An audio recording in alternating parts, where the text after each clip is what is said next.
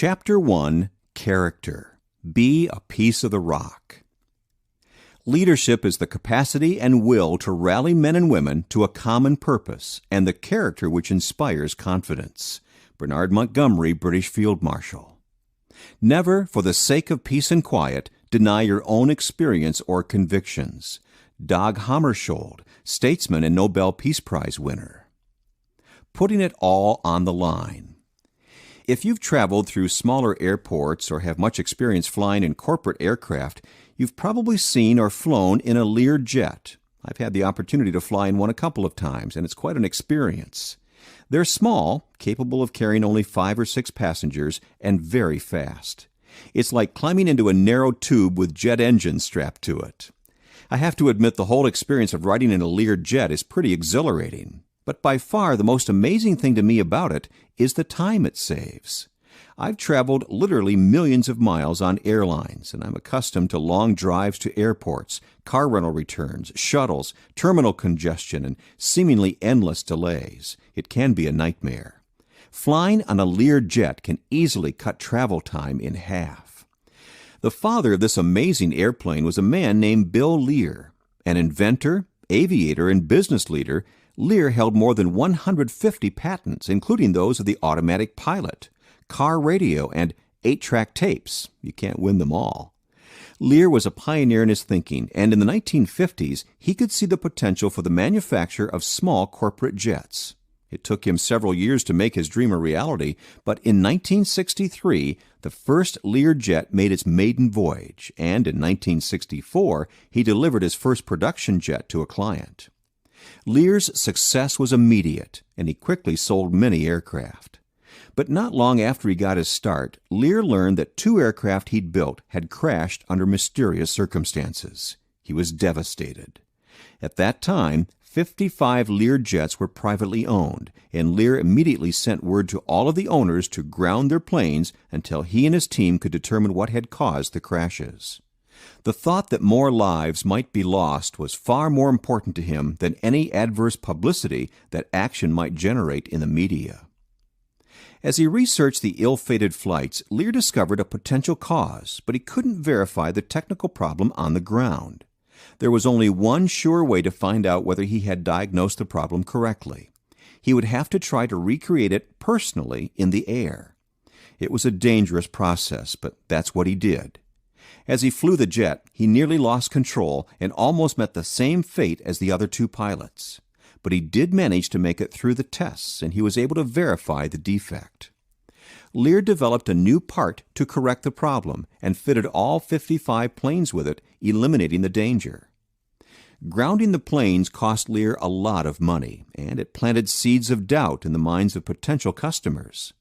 As a result, he needed 2 years to rebuild the business. But Lear never regretted his decision. He was willing to risk his success, his fortune, and even his life to solve the mystery of those crashes, but not his integrity. And that takes character. Fleshing it out. How a leader deals with the circumstances of life tells you many things about his character. Crisis doesn't necessarily make character, but it certainly does reveal it.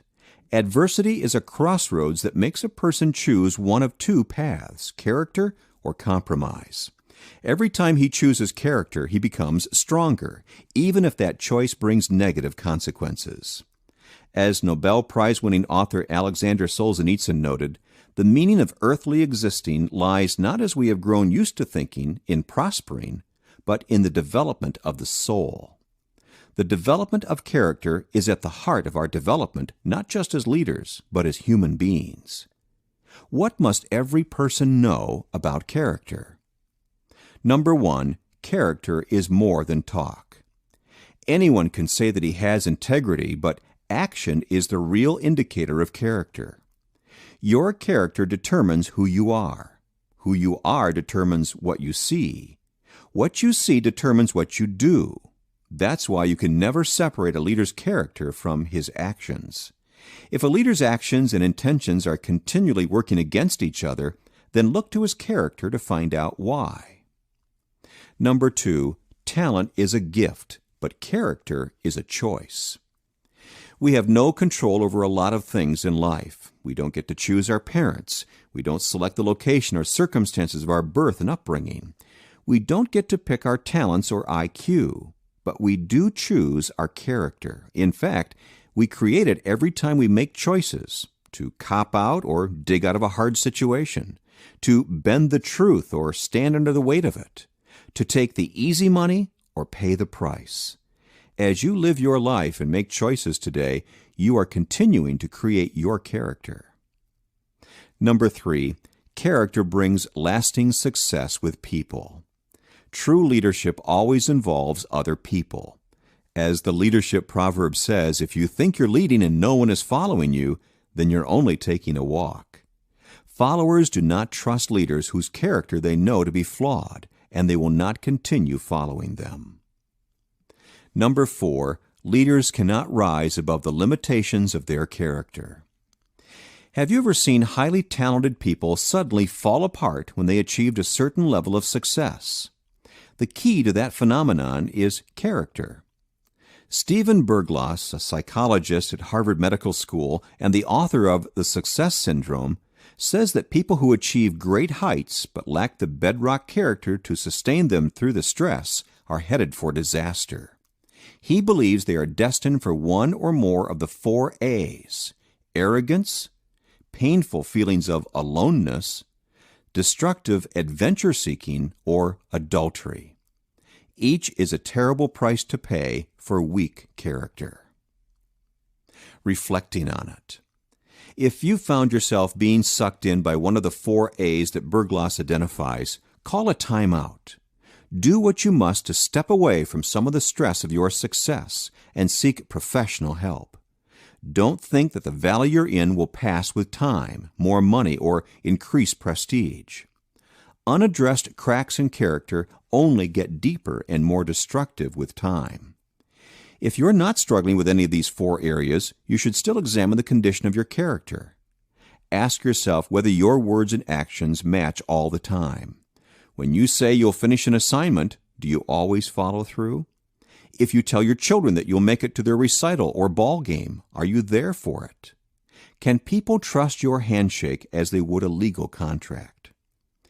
As you lead others at home, at work, and in the community, recognize that your character is your most important asset.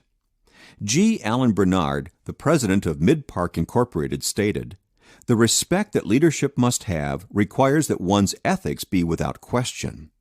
A leader not only stays above the line between right and wrong, he stays well clear of the gray areas." Bringing it home. To improve your character, do the following. Search for the cracks. Spend some time looking at the major areas of your life, work, marriage, family, service, etc., and identify anywhere you might have cut corners, compromised, or let people down. Write down every instance you can recall from the past 2 months. Look for patterns. Examine the responses that you just wrote down. Is there a particular area where you have a weakness, or do you have a type of problem that keeps surfacing? Detectable patterns will help you diagnose character issues.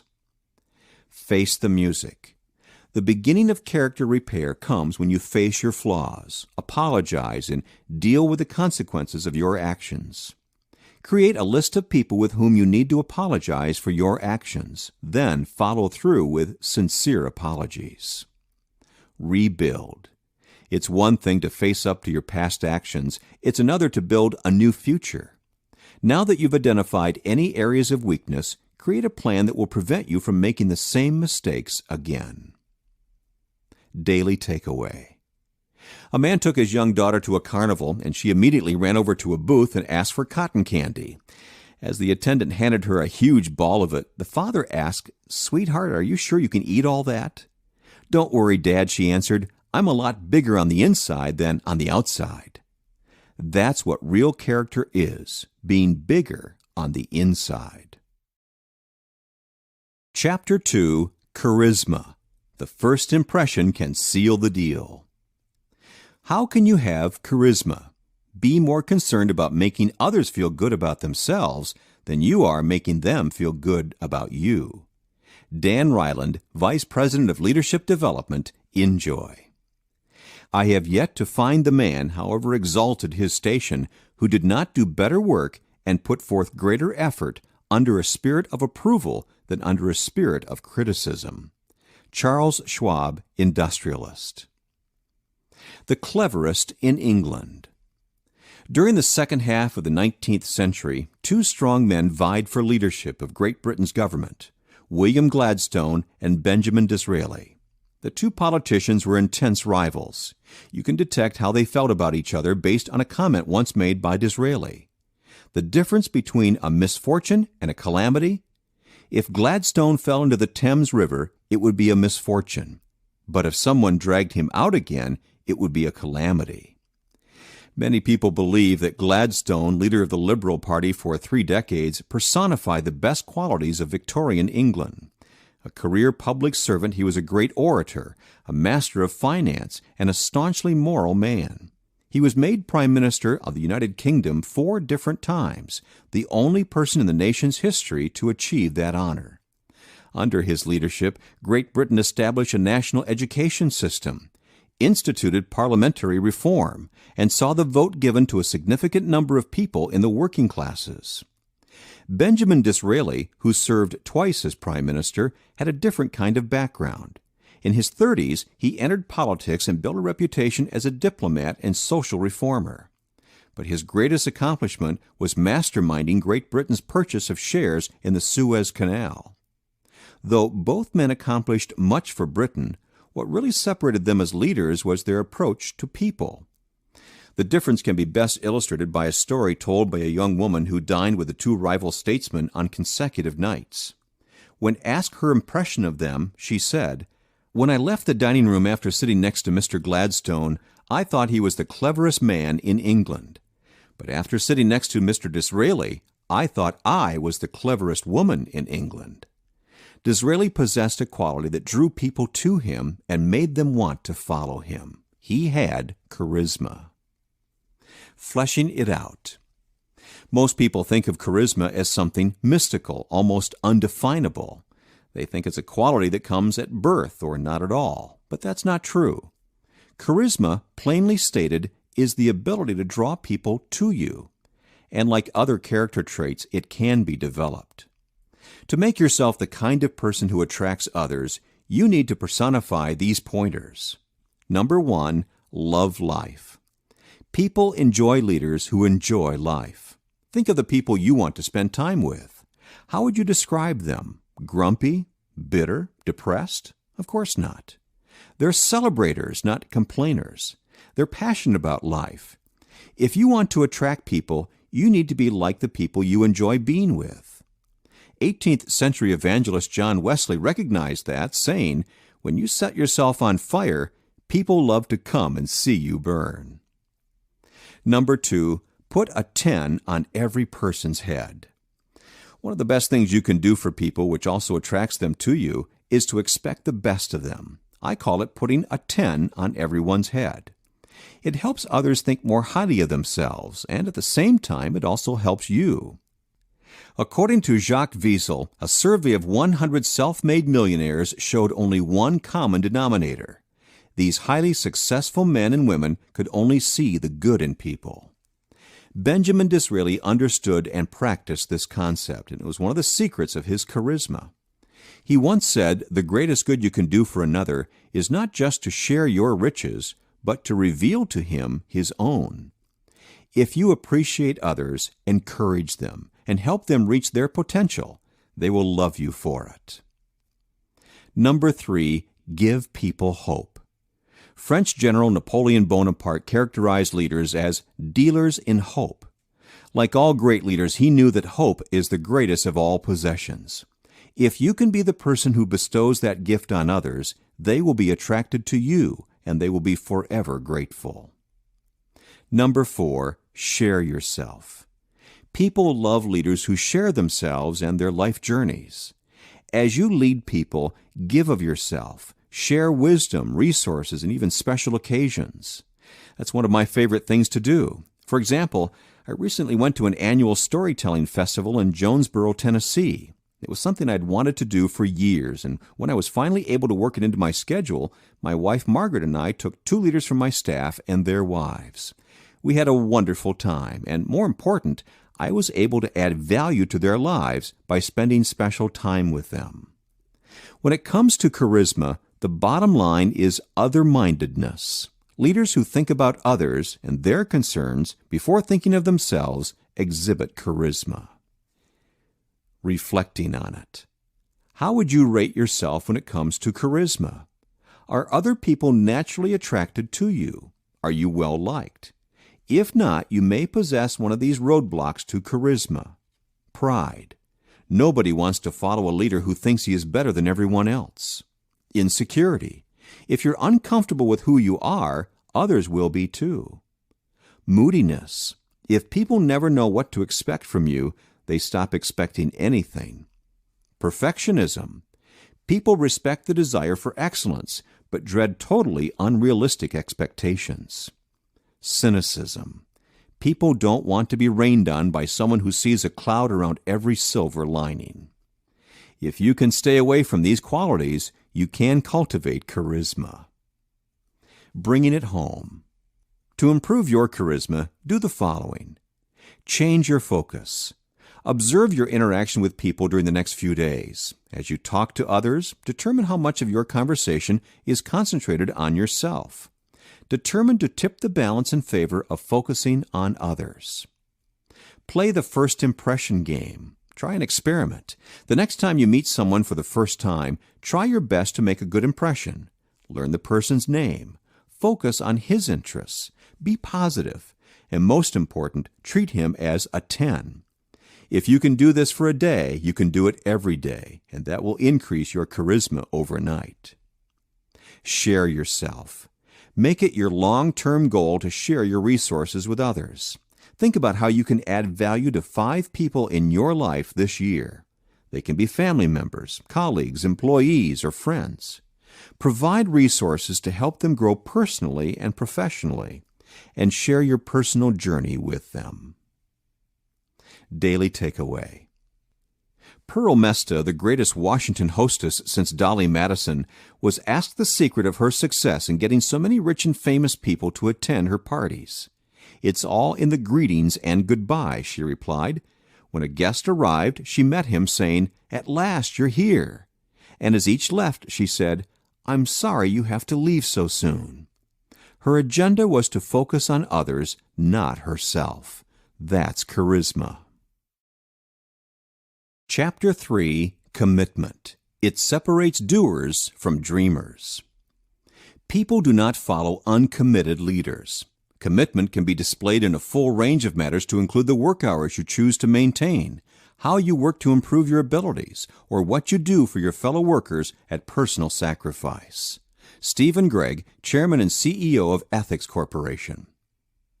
He who has done his best for his own time has lived for all times. Johann von Schiller, playwright.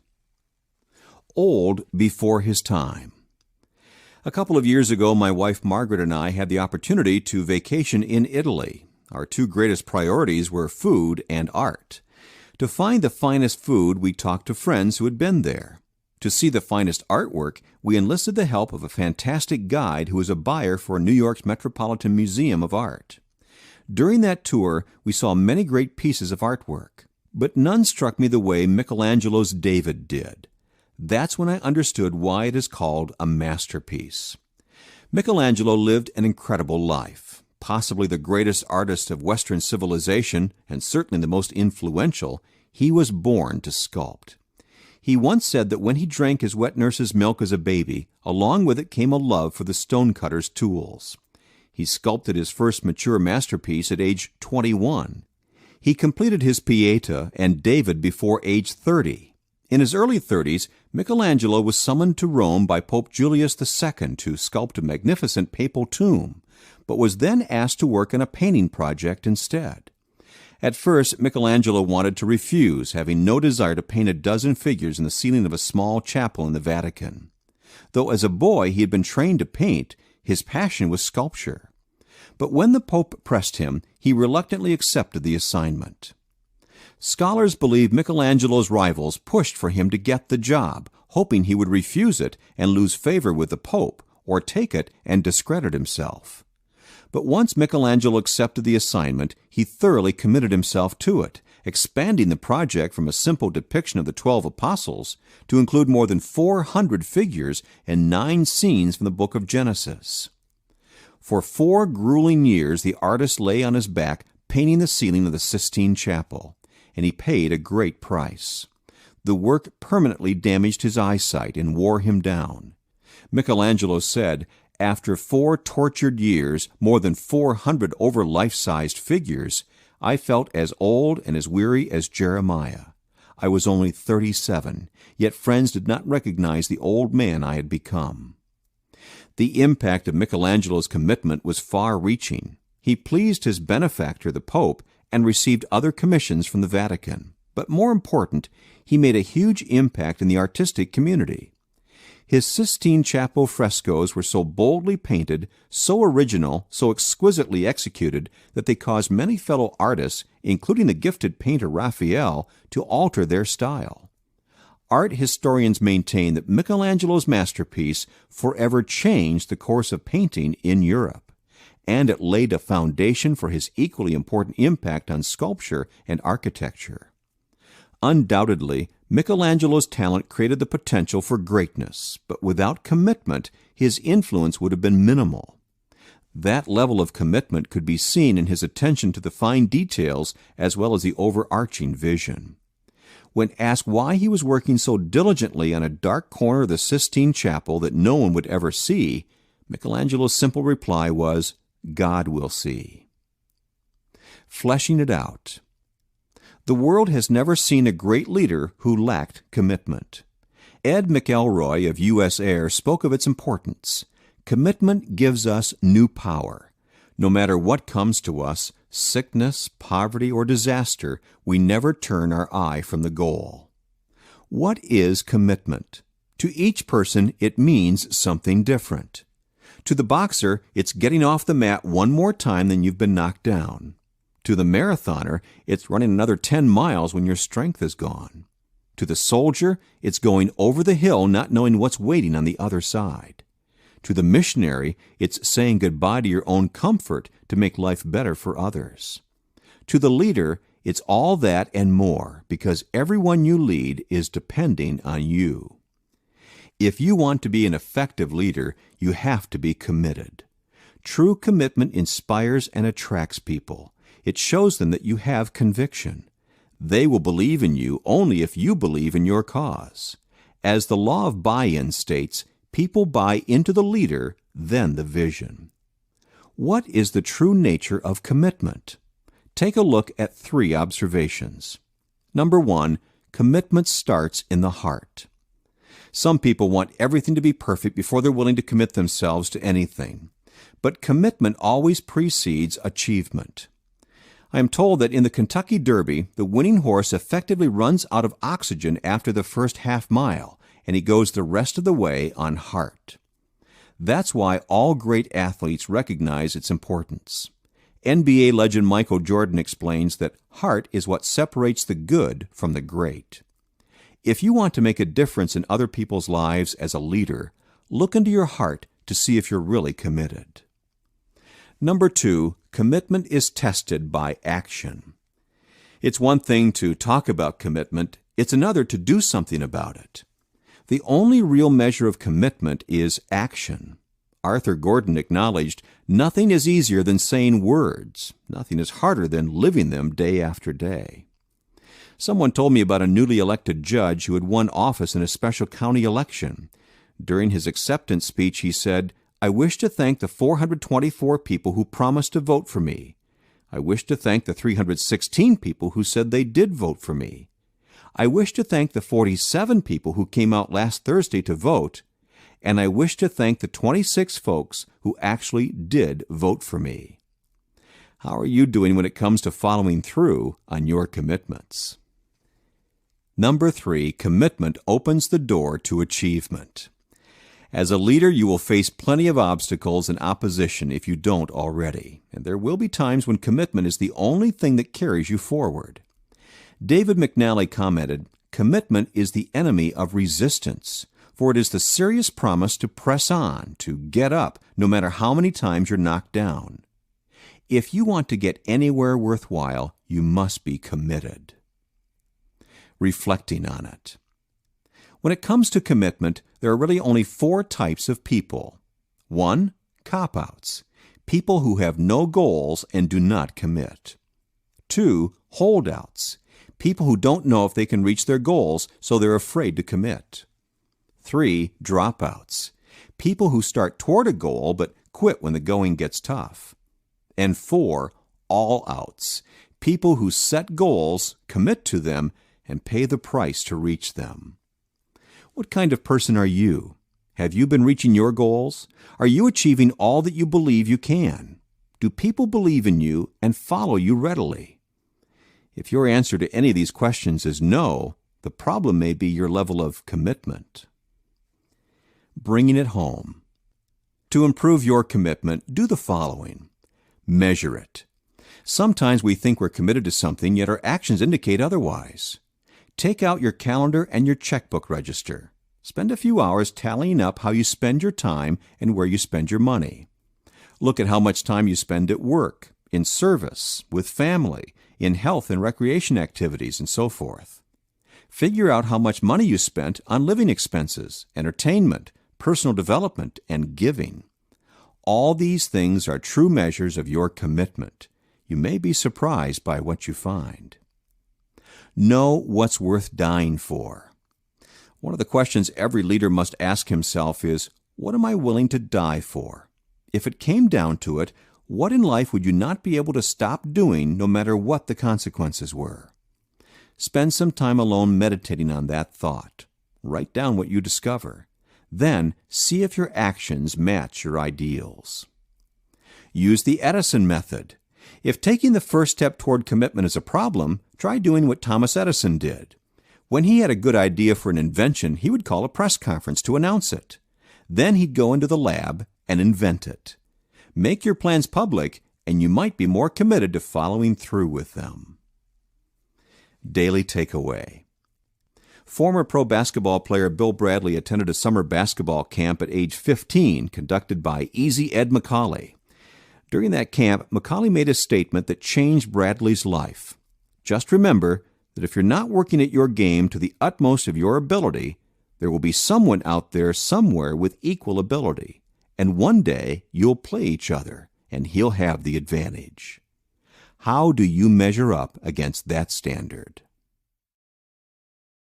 Chapter 4, Communication. Without it, you travel alone. Developing excellent communication skills is absolutely essential to effective leadership. The leader must be able to share knowledge and ideas to transmit a sense of urgency and enthusiasm to others. If a leader can't get a message across clearly and motivate others to act on it, then having a message doesn't even matter. Gilbert Amelio, President and CEO of National Semiconductor Corporation. Educators take something simple and make it complicated.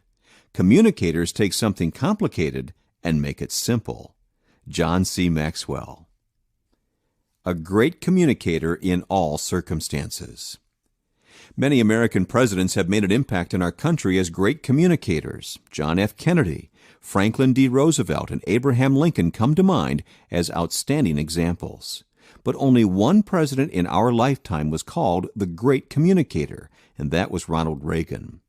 Flashes of Reagan's talent for communication revealed themselves early in his career. He started out in radio. In his early 20s, Reagan quickly became one of the best-known announcers in the Midwest. He usually announced games live, but occasionally he would simulate the broadcast of a Chicago Cubs game using Western Union reports of each play. During one such game, the wire went dead while Augie Gallon was at bat in a tough situation. Reagan deftly kept Gallon fouling off pitch after imaginary pitch for 6 minutes until he could pick up the play-by-play again. Throughout his career, Reagan displayed an uncommon ability to connect and communicate with people. Nowhere was that more evident than during his time leading up to and in the White House. While announcing his run for the presidency in 1980, He cast the vision for his campaign clearly and simply, saying, "At the heart of our message should be 5 simple, familiar words. No big economic theories, no sermons on political philosophy, just 5 short words: family, work, neighborhood, freedom, peace." During his campaign, Reagan successfully debated incumbent Jimmy Carter. The former California governor came across as a relaxed, likable, competent middle American. He won easily. Afterward, when asked if he had been nervous debating the president, Reagan answered, "No, not at all. I've been on the same stage with John Wayne." Whether he was speaking to a group, looking into a camera, or connecting with someone one-on-one, Reagan was able to communicate with maximum effectiveness. Even when he was shot and was being wheeled into the operating room, his goal was to put others at ease. His comment to the surgeons was, "Please assure me that you're all Republicans." Reagan was a good executive because he possessed a clear vision, made decisions easily, and delegated very effectively. But he was a great leader because of his uncanny ability to communicate.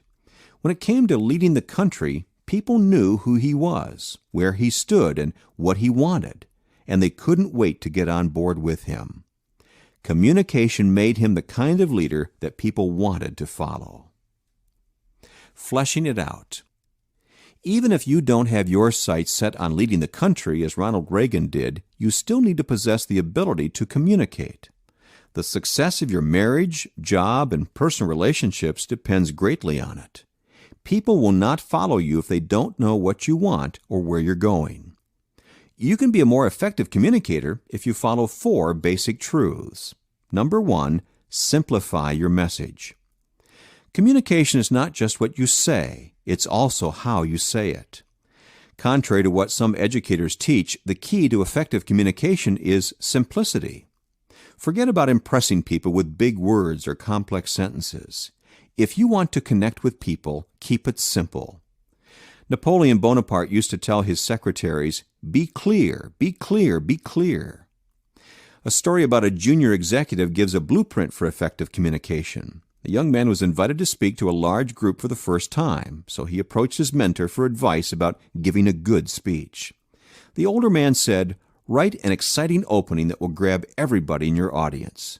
Then you write a dramatic summary and closing that will make the people want to act.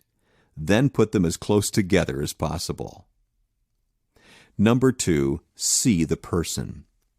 Effective communicators focus on the people with whom they're communicating. They know it is impossible to effectively communicate to an audience without knowing something about them. As you communicate with people, whether individuals or groups, ask yourself these questions. Who is my audience? What are their questions? What needs to be accomplished, and how much time do I have? If you want to become a better communicator, become audience-oriented. People believe in great communicators because great communicators believe in people. Number 3, show the truth. Credibility precedes great communication. There are 2 ways to convey credibility to your audience. First, believe in what you say. Ordinary people become extraordinary communicators when they're fired up with conviction. Field Marshal Ferdinand Foch observed, "The most powerful weapon on earth is the human soul on fire." Second, live what you say. There is no greater credibility than conviction in action. And 4, seek a response. As you communicate, never forget the goal of all communication is action. If you dump a bunch of information on people, you're not communicating. Every time you speak to people, give them something to feel, something to remember, and something to do. If you're successful in doing that, your ability to lead others will go to a new level. Reflecting on it. Danto Menquez Jr., president of MVM Incorporated, has spoken to the issue of a leader's ability to communicate. A leader must get things done through others. Therefore, the leader must have the ability to inspire and motivate, guide and direct, and listen. It's only through communication that the leader is able to cause others to internalize his or her vision and implement it. How do you rate your ability to communicate with others? Is communication a priority for you? Can you inspire and motivate people? Do you express your vision in such a way that your people are able to understand, internalize, and implement it? When you talk to people one-on-one, are you able to connect with them? How about with groups? If you know in your heart that your vision is great, yet people still do not buy into it, your problem may be an inability to communicate effectively. Bringing it home. To improve your communication, do the following. Be clear as a bell. Examine a letter, memo, or other item you've recently written. Are your sentences short and direct, or do they meander? Will your readers be able to grasp the words you've chosen, or will they have to scramble for a dictionary? Have you used the fewest words possible? To a communicator, your best friends are simplicity and clarity. Write your next piece of communication keeping both in mind. Refocus your attention. During the coming week, pay attention to your focus when you communicate. Is it on you, your material, or your audience? If it's not on people, you need to change it. Think about their needs, questions, and desires. Meet people where they are, and you will be a better communicator. Live your message. Are there any discrepancies between what you communicate and what you do? Talk to a few trustworthy people and ask them whether you are living your message. Your spouse, a mentor, or a close friend may be able to see things that you are blind to. Receive their comments without defensiveness. Then purpose to make changes in your life to be more consistent. Daily takeaway. On April 7, 1865, President Abraham Lincoln made a burdensome decision, and he needed to communicate it to his general in the field. On it rested all his hopes and the entire weight of his leadership as president. Using all his considerable skill as a communicator, he wrote the following message. Lieutenant General Grant, General Sheridan says, if the thing is pressed, I think that Lee will surrender. Let the thing be pressed. A. Lincoln. The President didn't allow the importance of a piece of communication to complicate its simplicity. Neither should we. Chapter 5, Competence. If you build it, they will come. Competence goes beyond words. It's the leader's ability to say it, plan it, and do it in such a way that others know that you know how, and know that they want to follow you. John C. Maxwell. The society which scorns excellence in plumbing because plumbing is a humble activity, and tolerates shoddiness in philosophy because it is an exalted activity, will have neither good plumbing nor good philosophy. Neither its pipes nor its theories will hold water. John Gardner, author. Fanfare for a common man. Benjamin Franklin always thought of himself as an ordinary citizen. One of 17 children, Franklin was the son of a tradesman, a candle maker who was far from wealthy. He experienced a typical childhood. He attended school for only 2 years, and at age 12, he was apprenticed to his brother in the printing trade. Franklin worked hard and lived a simple life, governing his actions according to a set of 13 virtues upon which he graded himself daily. At age 20, he started his own printing business. Had Franklin been content to work at his trade, his name would be little more than a footnote in Philadelphia's history. Yet he lived an extraordinary life. He was one of the fathers of American independence and a great leader of the emerging nation. He co-authored the Declaration of Independence, and he later helped write the Treaty of Paris and the Constitution of the United States. He was the only man who signed all three. And he was selected to perform a difficult and dangerous secret diplomatic mission to Paris during the war to secure military and financial support for the revolution. What gave a northern tradesman the opportunity to exert so much influence among the wealthy, predominantly southern landholders who headed the war for independence? I believe it was Franklin's incredible competence. Benjamin Franklin excelled at everything he touched for 7 decades. When he started his own printing business in 1726, people believed Philadelphia could not support a third printer. But Franklin quickly established a reputation as the most skilled and industrious printer in town. But the Philadelphia tradesman wasn't content with only that accomplishment. Franklin's mind was curious, and he continually sought ways to improve himself and others. He expanded into publishing. His work included the noted Poor Richard's Almanac. He did extensive experiments with electricity and coined many of the terms still associated with its use. He invented numerous items such as the pot-bellied stove, the catheter, and bifocals. And when he traveled frequently across the Atlantic Ocean, he took it upon himself to chart the Gulf Stream. His attitude toward life could be seen in an aphorism he wrote for his almanac. "Hide not your talents, they for use were made. What's a sundial in the shade?" The evidences of Franklin's talents were many. He helped establish Philadelphia's first library. He started the nation's first fire department. He developed the concept of daylight saving time, and he held many posts serving the government.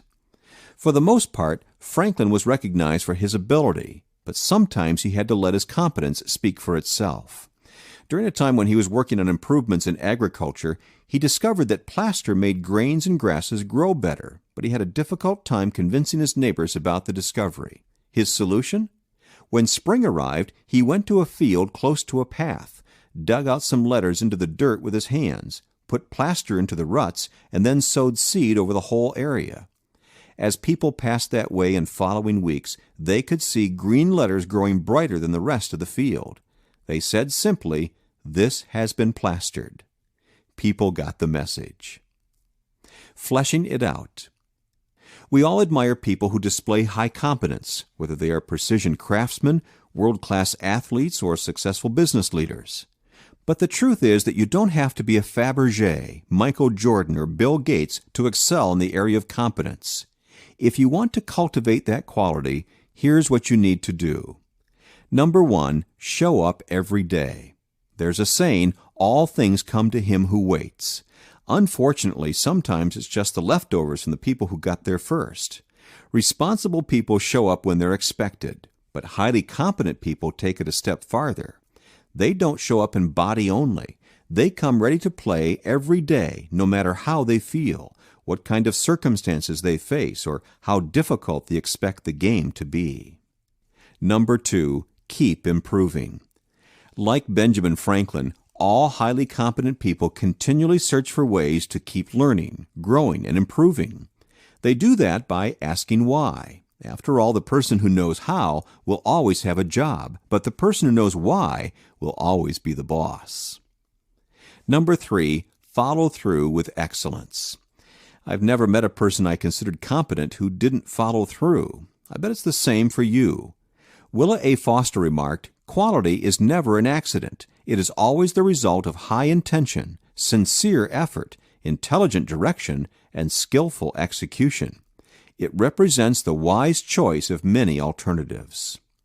Performing at a high level of excellence is always a choice, an act of the will. As leaders, we expect our people to follow through when we hand them the ball. They expect that and a whole lot more from us as their leaders. Number 4, accomplish more than expected. Highly competent people always go the extra mile. For them, good is never good enough. In Men in Midlife Crisis, Jim Conway writes that some people feel a weakening of the need to be a great man and an increasing feeling of, let's just get through this the best way we can. Never mind hitting home runs, let's just get through the ball game without getting beaned. Leaders cannot afford to have that kind of attitude. They need to do the job and then some, day in and day out. And number 5, inspire others. Highly competent leaders do more than perform at a high level. They inspire and motivate their people to do the same. While some people rely on relational skills alone to survive, effective leaders combine these skills with high competence to take their organizations to new levels of excellence and influence. Reflecting on it. Where do you stand when it comes to getting the job done? Do you attack everything you do with fervor and perform at the highest level possible? Or is good enough sometimes good enough for you? When you think about people who are competent, you're really considering only 3 types of people. 1, those who can see what needs to happen. 2, those who can make it happen. And 3, those who can make things happen when it really counts. When it comes to your profession, Where do you consistently perform? Are you a thinker, a doer, or a clutch player? The better you are, the greater potential for influence you will have with your people. Bringing it home. To improve your competence, do the following. Get your head in the game. If you've been mentally or emotionally detached from your work, it's time to re-engage. First, rededicate yourself to your job, determined to give it an appropriate amount of your undivided attention. Second, figure out why you've been detached. Do you need new challenges? Are you in conflict with your boss or coworkers? Are you in a dead-end job? Identify the source of the problem and create a plan to resolve it. Redefine the standard. If you're not performing at a consistently high level, re-examine your standards. Are you shooting too low? Do you cut corners? If so, hit your mental reset button and outline more demanding expectations for yourself. Find 3 ways to improve. Nobody keeps improving without being intentional about it. Do a little research to find 3 things you can do to improve your professional skills. Then dedicate the time and money to follow through on them. Daily takeaway. I read an editorial in Texas Business not long ago that said, "We are truly the lost generation, huffing and puffing down the fast track to nowhere, always looking to the dollar sign for direction. That's the only standard we recognize. We have no built-in beliefs, no ethical boundaries." You're only as good as your private standards. When was the last time you gave a task your absolute best, even though nobody but you would know about it? Chapter 6, Courage. One person with courage is a majority. Courage is rightly esteemed the first of human qualities because it is the quality which guarantees all others. Winston Churchill, British Prime Minister. Courage is fear that has said its prayers. Karl Barth, Swiss theologian. The Ace of Aces. What do these 3 men have in common? The auto racer who set the world speed record at Daytona in 1914. The pilot who recorded the highest number of victories in aerial combat against the Germans in World War I. And the Secretary of War's special advisor who survived a plane crash and 22 days on a raft in the Pacific during World War II. They all lived through dangerous circumstances. They all displayed courage and steely nerves under duress. And they all happened to be the same person, Eddie Rickenbacker. Meeting a challenge was never a big problem for Eddie Rickenbacker, whether it was physical, mental, or economic. When he was 12, his father died, and he quit school to become the family's primary breadwinner. He sold newspapers, eggs, and goat's milk. He worked in a glass factory, brewery, shoe factory, and foundry. Then, as a teenager, he started working as a race car mechanic, and at age 22, he began racing. 2 years later, he set the world speed record. When the United States entered World War I, Rickenbacker tried to enlist as an aviator, but he was over age and undereducated. So instead, he entered as a chauffeur and then talked his superiors into sending him to flight training. Despite not fitting in with his college-educated fellow aviators, he excelled as a pilot, and by the time the war was over, he had logged 300 combat hours, the most of any American pilot, survived 134 aerial encounters with the enemy, claimed 26 kills, and earned the Medal of Honor, 8 Distinguished Service Crosses, and the French Legion of Honor. He was also promoted to captain and put in command of his squadron. Rickenbacker's prowess in the air caused the press to dub him the American Ace of Aces. When asked about his courage in combat, he admitted that he had been afraid. Courage, he said, is doing what you're afraid to do. There can be no courage unless you're scared. That courage served the Ace of Aces well after World War I. In 1933, he became the vice president of Eastern Air Transport, later Eastern Airlines. Back then, all airlines existed only because they were subsidized by the government. But Rickenbacker thought they should be self-sufficient. He decided to completely change the way the company did business. Within 2 years, he made Eastern profitable, a first in aviation history. And when the President of the United States canceled all commercial carriers' airmail contracts, Rickenbacker took him on and won. Rickenbacker led Eastern successfully for 30 years and retired at age 73. When he died 10 years later, his son William wrote, "If he had a motto, it must have been the phrase I've heard 1,000 times, 'I'll fight like a wildcat.'" Fleshing it out. When you look at the life of someone like Eddie Rickenbacker, you cannot help seeing great courage. It's easy to see in war heroes, but it's also present in every great leader in business, government, and the church. Whenever you see significant progress in an organization, you know that the leader made courageous decisions. A leadership position doesn't give a person courage, but courage can give him a leadership position. That was true for Captain Eddie Rickenbacker. Larry Osborne offers this observation: "The most striking thing about highly effective leaders is how little they have in common. What one swears by, another warns against. But one trait stands out: the willingness to risk." As you approach the tough decisions that challenge you, recognize these truths about courage. Number 1, courage begins with an inward battle.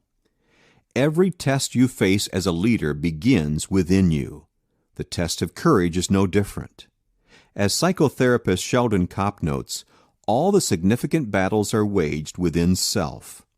Courage isn't an absence of fear. It is doing what you are afraid to do. It's having the power to let go of the familiar and forge ahead into new territory. That was true for Rickenbacker, and it can be true for you. Number 2, courage is making things right, not just smoothing them over. Civil rights leader Martin Luther King Jr. declared, "The ultimate measure of a man is not where he stands in moments of comfort and convenience, but where he stands at times of challenge and controversy." Great leaders have good people skills, and they can get people to compromise and work together. But they also take a stand when needed. Courage deals with principle, not perception. If you don't have the ability to see when to stand up and the conviction to do it, you will never be an effective leader. Your dedication to potential must remain stronger than your desire to appease others. Number 3, courage in a leader inspires commitment from followers. Courage is contagious, asserts evangelist Billy Graham. When a brave man takes a stand, the spines of others are stiffened. A show of courage by any person encourages others, but a show of courage by a leader inspires. It makes people want to follow him. My friend Jim Mulatto explains, leadership is the expression of courage that compels people to do the right thing. And number 4, your life expands in proportion to your courage. Fear limits a leader. Roman historian Tacitus wrote, "The desire for safety stands against every great and noble enterprise. But courage has the opposite effect. It opens doors, and that's one of its most wonderful benefits."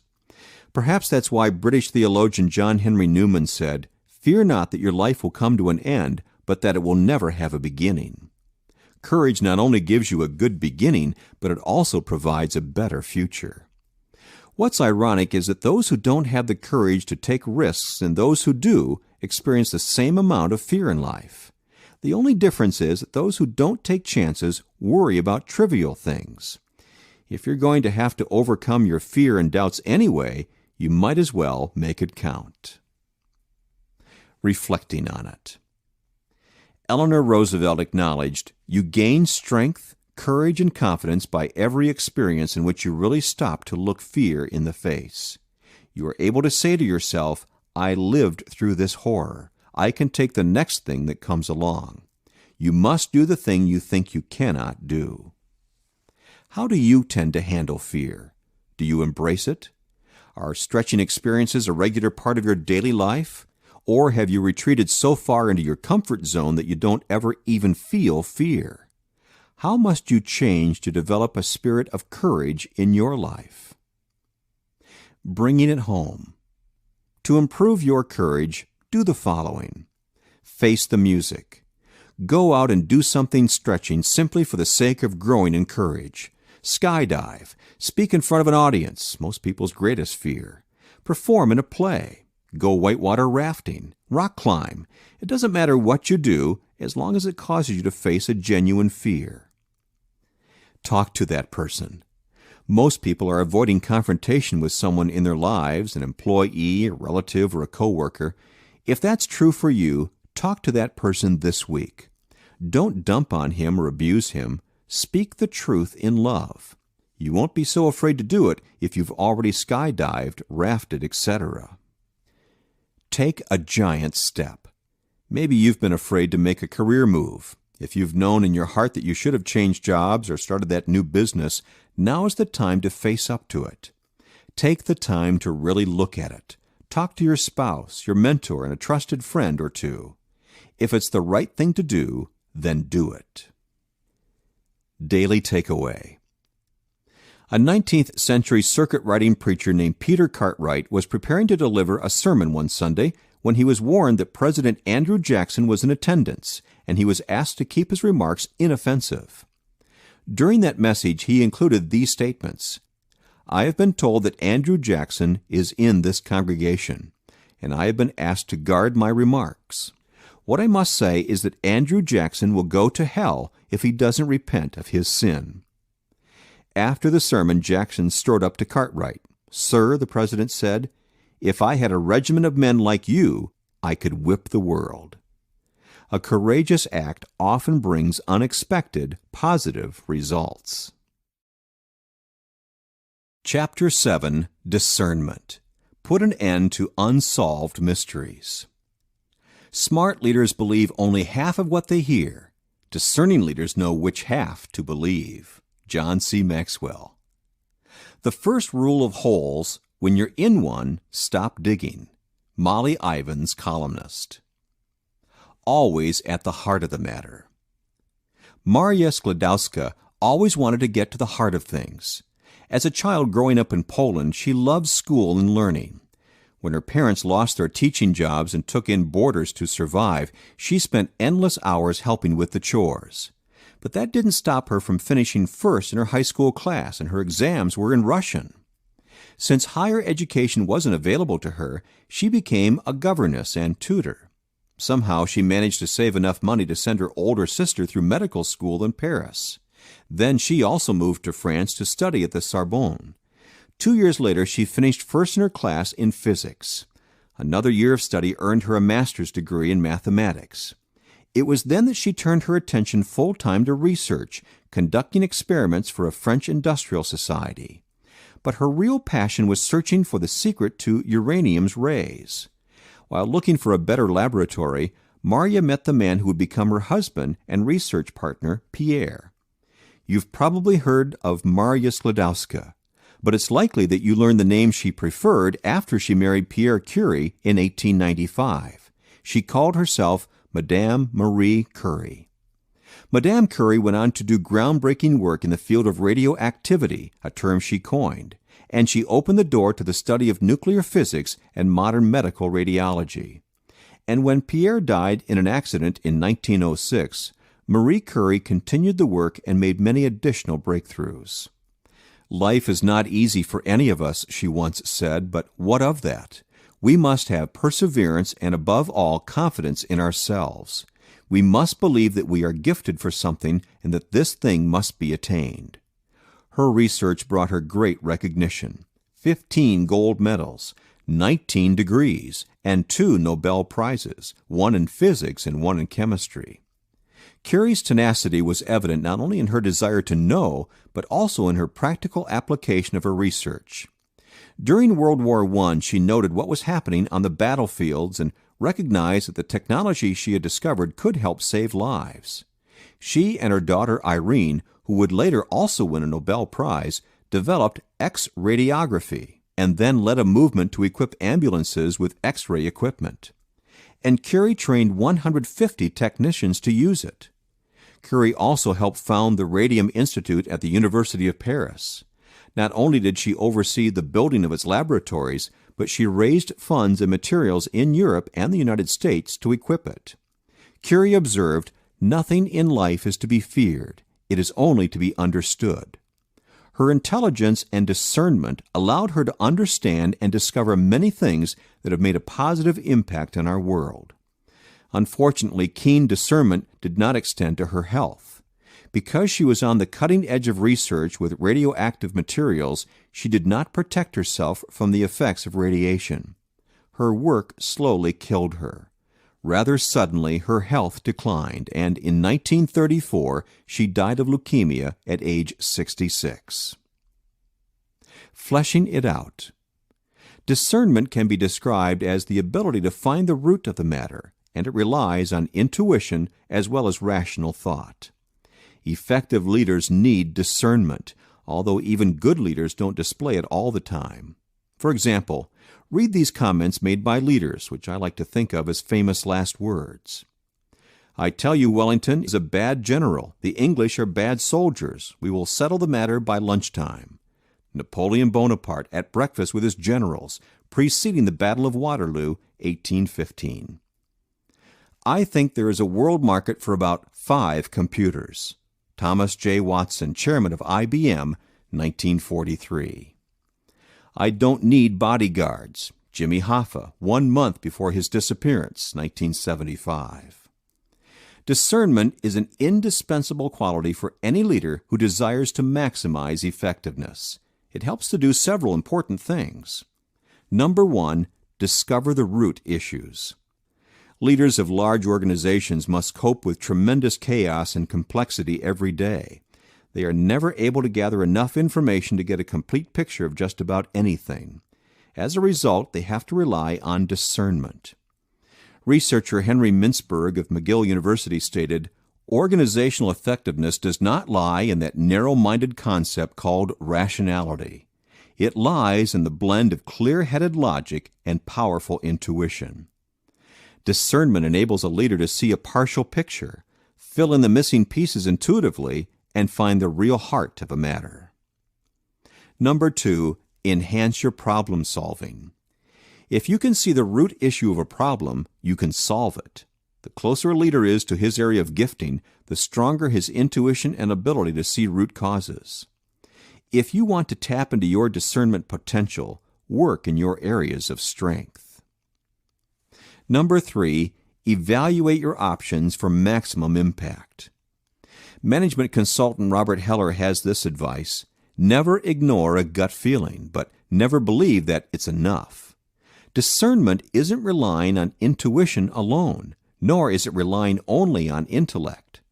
Discernment enables you to use both your gut and your head to find the best option for your people and your organization. And number 4, multiply your opportunities. People who lack discernment are seldom in the right place at the right time. Although great leaders often appear to be lucky to some observers, I believe leaders create their own luck as the result of discernment, that willingness to use their experience and follow their instincts. Reflecting on it. Are you a discerning leader? When faced with complex issues, can you readily identify the heart of the matter? Are you able to see root causes of difficult problems without having to get every bit of information? Do you trust your intuition and rely on it as much as you do your intellect and experience? If not, you need to cultivate it. Value non-traditional thinking. Embrace change, ambiguity, and uncertainty. Broaden your horizons experientially. Your intuition will only increase with use. Bringing it home. To improve your discernment, do the following. Analyze past successes. Look at some problems you solved successfully in the past. What was the root issue in each problem? What enabled you to succeed? If you can capture the heart of the matter in a few words, you can probably learn to do it with future issues. Learn how others think. Which great leaders do you admire? Pick some whose profession or gifting is similar to yours and read their biographies. By learning how other discerning leaders think, you can become more discerning. Listen to your gut. Try to recall times when your intuition spoke to you and was correct. You may or may not have listened to it at the time. What do those experiences have in common? Look for a pattern that may give you insight into your intuitive ability. daily takeaway. For a long time, the Swiss had a lock on watchmaking. They built the best watches money could buy, and by the 1940s, they produced 80% of all watches worldwide. In the late 1960s, when an inventor presented an idea for a new type of watch to the leaders of a Swiss watch company, they rejected it. In fact, every Swiss company he approached had the same negative reaction. Believing his design had merit, the man took it to a company in Japan. The name of the organization was Seiko. The design of the watch was digital, and today, 80% of all watches use a digital design. One discernment-driven decision can change the entire course of your destiny.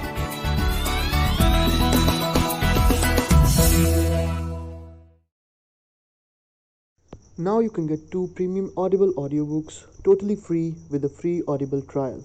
Click the link in the description and enjoy your free audiobooks.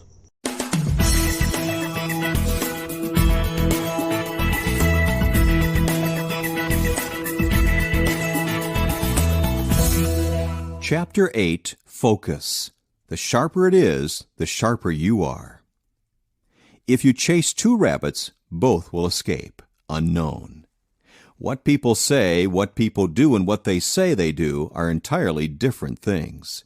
Margaret Mead, anthropologist. A different kind of one-track mind. In 1998, the Atlanta Braves and the San Diego Padres played for Major League Baseball's National League pennant, and I had the privilege of attending several of the games.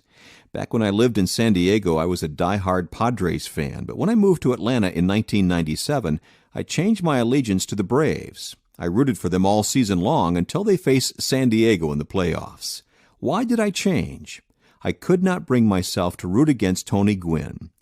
Tony Gwynn is the greatest hitter in the last 50 years, the best since Ted Williams. He has won an incredible 8 batting titles. Only Ty Cobb has won more. In his career, he had batted a tremendous .339. It's always a joy to watch Gwynn play. He is surely destined for the Hall of Fame in Cooperstown, New York. If you saw Tony Gwynn on the street and didn't know who he was, you might not guess he was a professional baseball player. At 5 feet 11 inches and 220 pounds, he doesn't look the part of the star athlete the way someone like Mark McGwire does. But make no mistake, Gwynn is a talented athlete, having been drafted out of college for baseball and basketball. And though he has tremendous talent, the real key to his success is focus. Tony Gwynn loves hitting a baseball, and he devotes himself to it. Several times each season he reads Ted Williams' The Science of Hitting, a book he first discovered and read while in college. He watches countless hours of videotape. At home he has a library of hitting tapes, continually fed by his 5 VCRs that record games via satellite dish. He even reviews tape on the road. When he travels for games, he takes 2 VCRs so he can tape and edit every one of his at-bats. And when he's not swinging the bat or watching tape, he's talking about hitting constantly, with teammates, at the All-Star game, with great players such as Ted Williams. Gwynn just can't get enough. Hitting is his joy. He has been known to arrive at social events with a batting glove sticking out of his pocket, having stopped to hit a few. And even when not practicing, watching tape, or talking to other hitters, he can be found playing ping pong or doing activities to improve his eye-to-hand coordination. Even his decision to remain in San Diego his whole career has improved his game. One of my strengths is knowing how much I can handle, Gwynn says. There are few distractions in San Diego. There isn't a lot of media hoopla. That helps me be consistent. Consistent is right. Gwynn has batted over .300 in every season as a professional, except one, his first. Columnist George Will maintains that people who are great at what they do, such as Gwynn, have cultivated a kind of concentration unknown to most people. Fleshing it out. What does it take to have the focus required to be a truly effective leader? The keys are priorities and concentration. A leader who knows his priorities but lacks concentration knows what to do but never gets it done. If he has concentration but no priorities, he has excellence without progress. But when he harnesses both, he has the potential to achieve great things. I frequently meet people in leadership positions who seem to major on minor things. That just doesn't make sense. It would be the equivalent of Tony Gwynn spending all his time studying base stealing. Now, Gwynn can steal bases. He has stolen more than 300 in his career, but it's not his strength. And dedicating all his time to that instead of hitting would be a waste of his time and talent. So the important question is, how should you focus your time and energy? Use these guidelines to help you. Focus 70% on strengths. Effective leaders who reach their potential spend more time focusing on what they do well than on what they do wrong. Leadership expert Peter Drucker notes, the great mystery isn't that people do things badly, but that they occasionally do a few things well. The only thing that is universal is incompetence. Strength is always specific. Nobody ever commented, for example, that the great violinist Jaska Heifetz probably couldn't play the trumpet very well. To be successful, focus on your strengths and develop them. That's where you should pour your time, energy, and resources. Focus 25% on new things. Growth equals change. If you want to get better, you have to keep changing and improving. That means stepping out into new areas. Gwynn modeled that several years ago after he had a conversation with Ted Williams. The old pro suggested that learning to hit inside pitches would make Gwynn a better player. Gwynn, who preferred outside balls, worked on it, and his average went up significantly. If you dedicate time to new things related to areas of strength, then you'll grow as a leader. Don't forget, in leadership, if you're through growing, you're through. Focus 5% on areas of weakness. Nobody can entirely avoid working in areas of weakness. The key is to minimize it as much as possible, and leaders can do it by delegating.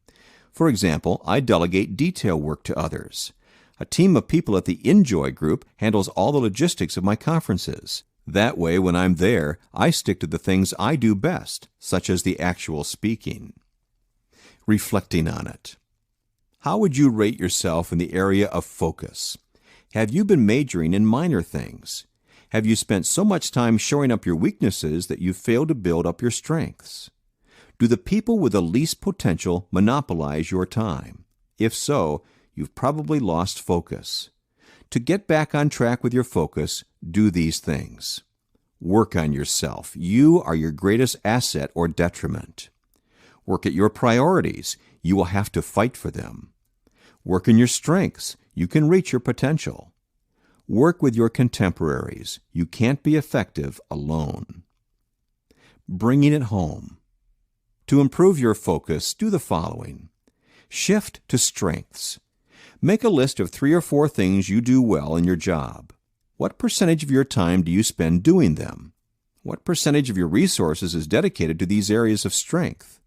Devise a plan to make changes, allowing you to dedicate 70% of your time to your strengths. If you can't, it may be time to reassess your job or career. Staff your weaknesses. Identify 3 or 4 activities necessary for your job that you don't do well. Determine how you can delegate the jobs to others. Will it require hiring staff? Can you partner with a coworker to share responsibilities? Develop a plan. Create an edge. Now that you've looked at priorities, think about concentration. What would it take for you to go to the next level in your main area of strength? What new tools do you need? Rethink how you do things and be willing to make sacrifices. Time and money spent to take you to the next level are the best investment you can make. Daily takeaway. Experienced animal trainers take a stool with them when they step into a cage with a lion. Why a stool? It tames a lion better than anything except maybe a tranquilizer gun. When the trainer holds the stool with the legs extended toward the lion's face, the animal tries to focus on all 4 legs at once, and that paralyzes him. Divided focus always works against you. Chapter 9, Generosity. Your candle loses nothing when it lights another.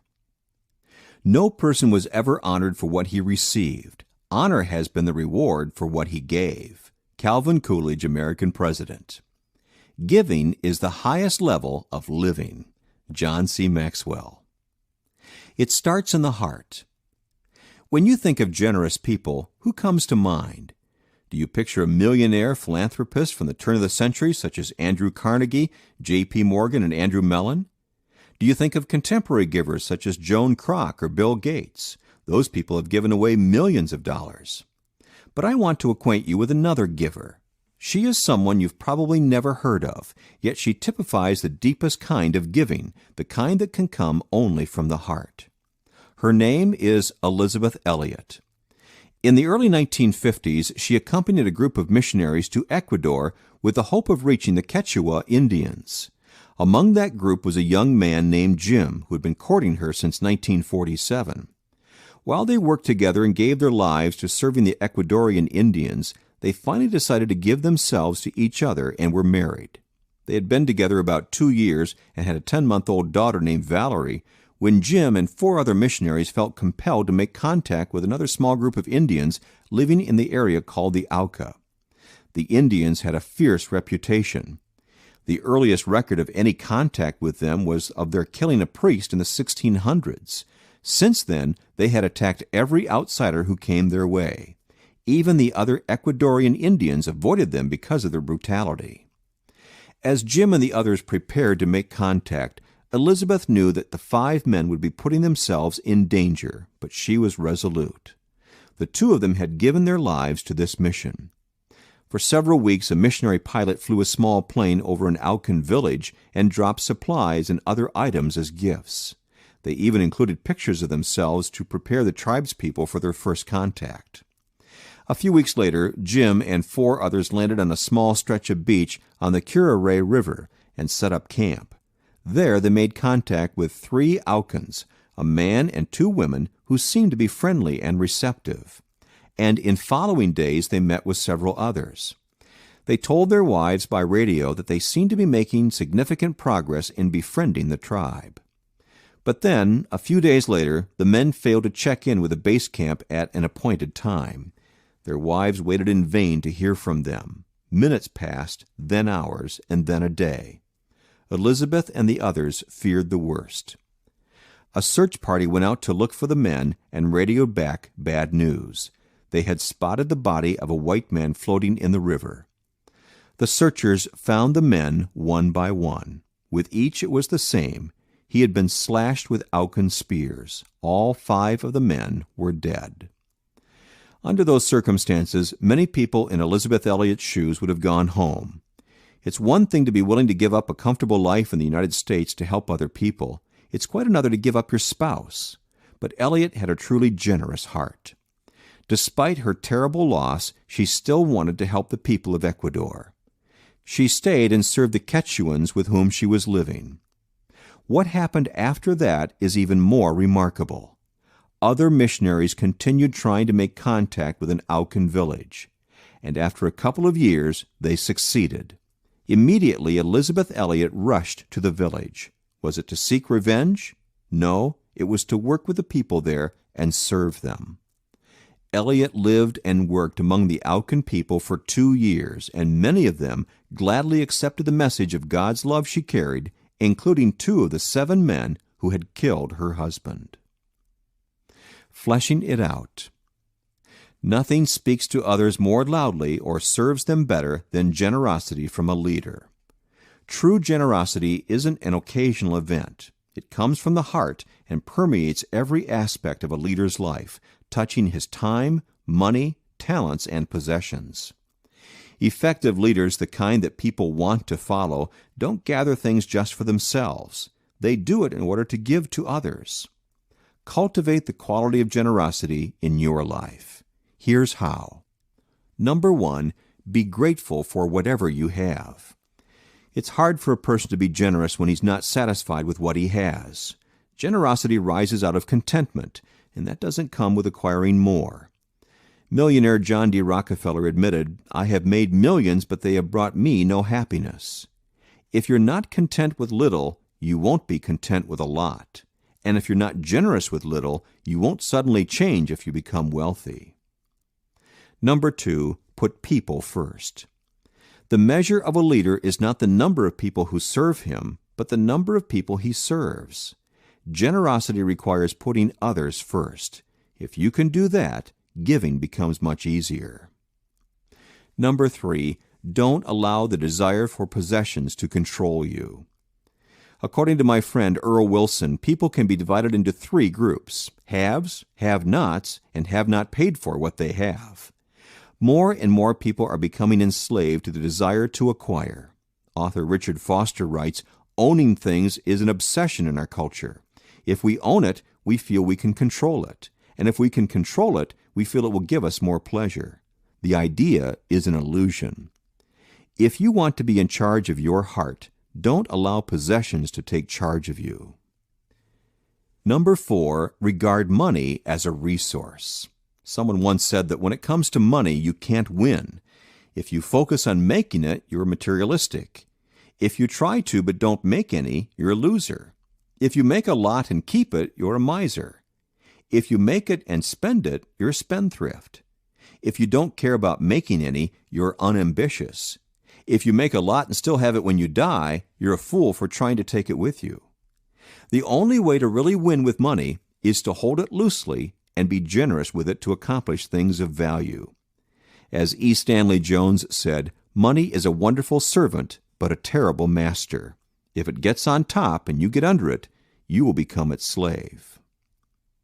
And number 5, develop the habit of giving. In 1889, millionaire industrialist Andrew Carnegie wrote an essay called Gospel of Wealth. In it, he said that the life of a wealthy person should have 2 periods, a time of acquiring wealth and one of redistributing it. The only way to maintain an attitude of generosity is to make it your habit to give your time, attention, money, and resources. Richard Foster advises, just the very act of letting go of money or some other treasure does something within us. It destroys the demon greed. If you're enslaved by greed, you cannot lead. Reflecting on it. Are you a generous leader? Do you continually look for ways to add value to others? Are you giving money to something greater than yourself? And to whom are you giving your time? Are you pouring your life into others? Are you helping those who cannot help you or give anything in return? Writer John Bunyan affirmed, "You have not lived today until you have done something for someone who can never repay you." If you aren't giving in the small areas of your life, you're probably not as generous a leader as you could be. Bringing it home. To improve your generosity, do the following. Give something away. Find out what kind of hold your possessions have on you. Take something you truly value, think of someone you care about who could benefit from it, and give it to him. If you can do it anonymously, even better. Put your money to work. If you know someone with a vision to do something really great, something that will positively impact the lives of others, provide resources for him to accomplish it. Put your money to work for something that will outlive you. Find someone to mentor. Once you reach a certain level in your leadership, the most valuable thing you have to give is yourself.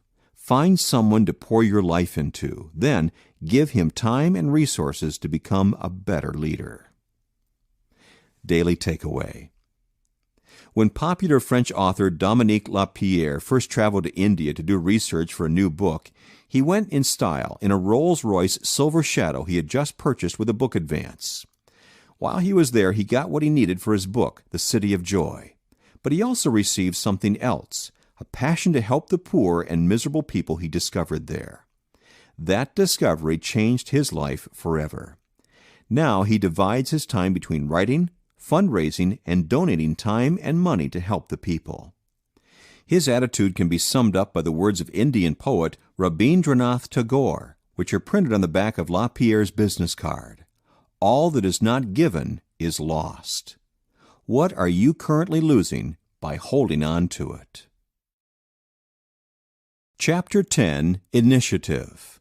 You won't leave home without it. Success seems to be connected with action. Successful people keep moving. They make mistakes, but they don't quit. Conrad Hilton, hotel executive. Of all the things a leader should fear, complacency should head the list. John C. Maxwell. Just another step forward. Kemmons Wilson has always been an initiator. He started working when he was 7 years old and hasn't stopped since. He began by selling magazines, newspapers, and popcorn.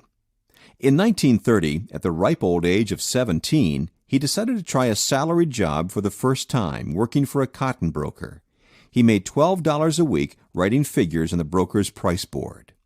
When a bookkeeper's job paying $35 a week opened up, Wilson applied for and got it. But when he received his pay, it was still only $12. He requested a raise and got one. The next week, he received an additional $3.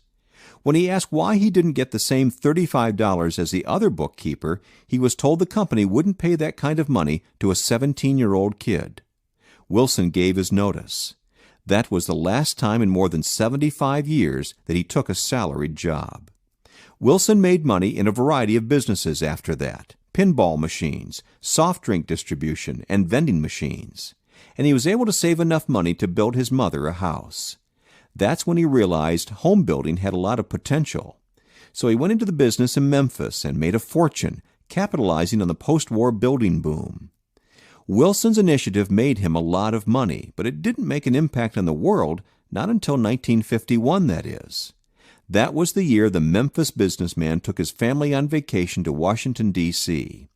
On that trip, he learned about the sorry state of hotel lodging in the United States. Motels had sprung up all over the country since the 1920s. Some were nice family places. Others rented beds by the hour. The problem was a traveler didn't know which he would find. You never could tell what you were getting, Wilson recalled later. Some of the places were too squalid for words, and they all charged for children. That made my Scottish blood boil. A guy like Wilson, who had 5 children, really took a beating. Motels charged $4 to $6 a night for a room, plus $2 per child. It tripled his bill. Most people would have complained and then forgotten about it, but Wilson, always the initiator, decided to take action and do something about it. "Let's go home and start a chain of family hotels," he said to his wife, "hotels with a name you could trust." His goal was to build 400 hotels. His wife just laughed. When Wilson returned to Memphis, he hired a draftsman to help him design his first hotel. He wanted it to be clean, simple, and predictable. And he wanted it to have all the things he and his family had missed, such as a television in every room and a pool. The next year, he opened his first hotel on the outskirts of Memphis. Its name flashed out front on a huge 53-foot tall sign. It was called the Holiday Inn. It took Wilson longer than he expected to reach 400 hotels. By 1959, he had 100. But when he decided to franchise them, that boosted the openings. By 1964, there were 500 Holiday Inns. In 1968, there were 1,000, and by 1972, a Holiday Inn opened somewhere in the world every 72 hours. The chain was still growing in 1979 when Wilson stepped down from the company's leadership after a heart attack. "I was so hungry when I was young," Wilson said. "I just had to do something to make a living. And when I retired after my heart attack, I went home to smell the roses. That lasted about a month. It's just too hard for an initiator to stop making things happen." Fleshing it out. In the 21 Irrefutable Laws of Leadership, I pointed out that leaders are responsible for initiating a connection with their followers. But that's not the only area where leaders must show initiative. They must always look for opportunities and be ready to take action. What qualities do leaders possess that enable them to make things happen? I see at least 4. Number 1, they know what they want. Humorous pianist Oscar Levant once joked, "Once I make up my mind, I'm full of indecision." Unfortunately, that's the way many people actually operate. But no one can be both indecisive and effective. As Napoleon Hill says, the starting point of all achievement is desire. If you're going to be an effective leader, you've got to know what you want. That's the only way you'll recognize opportunity when it comes. Number 2, they push themselves to act. There's an old saying, "You can if you will." Initiators don't wait for other people to motivate them. They know it is their responsibility to push themselves beyond their comfort zone, and they make it a regular practice. That's why someone such as President Theodore Roosevelt, one of the great initiating leaders of the 20th century, was able to say, "There is nothing brilliant or outstanding in my record, except perhaps this one thing. I do the things that I believe ought to be done. And when I make up my mind to do a thing, I act." Number 3, they take more risks. When leaders know what they want and can push themselves to act, they still have one more hurdle. That's willingness to take risks. Proactive people always take risks, but one of the reasons good leaders are willing to take risks is that they recognize there's a price for not initiating too. President John F. Kennedy asserted, "There are risks and costs to a program of action, but they are far less than the long-range risks and costs of comfortable inaction." And number 4, they make more mistakes. The good news for initiators is that they make things happen. The bad news is that they make lots of mistakes.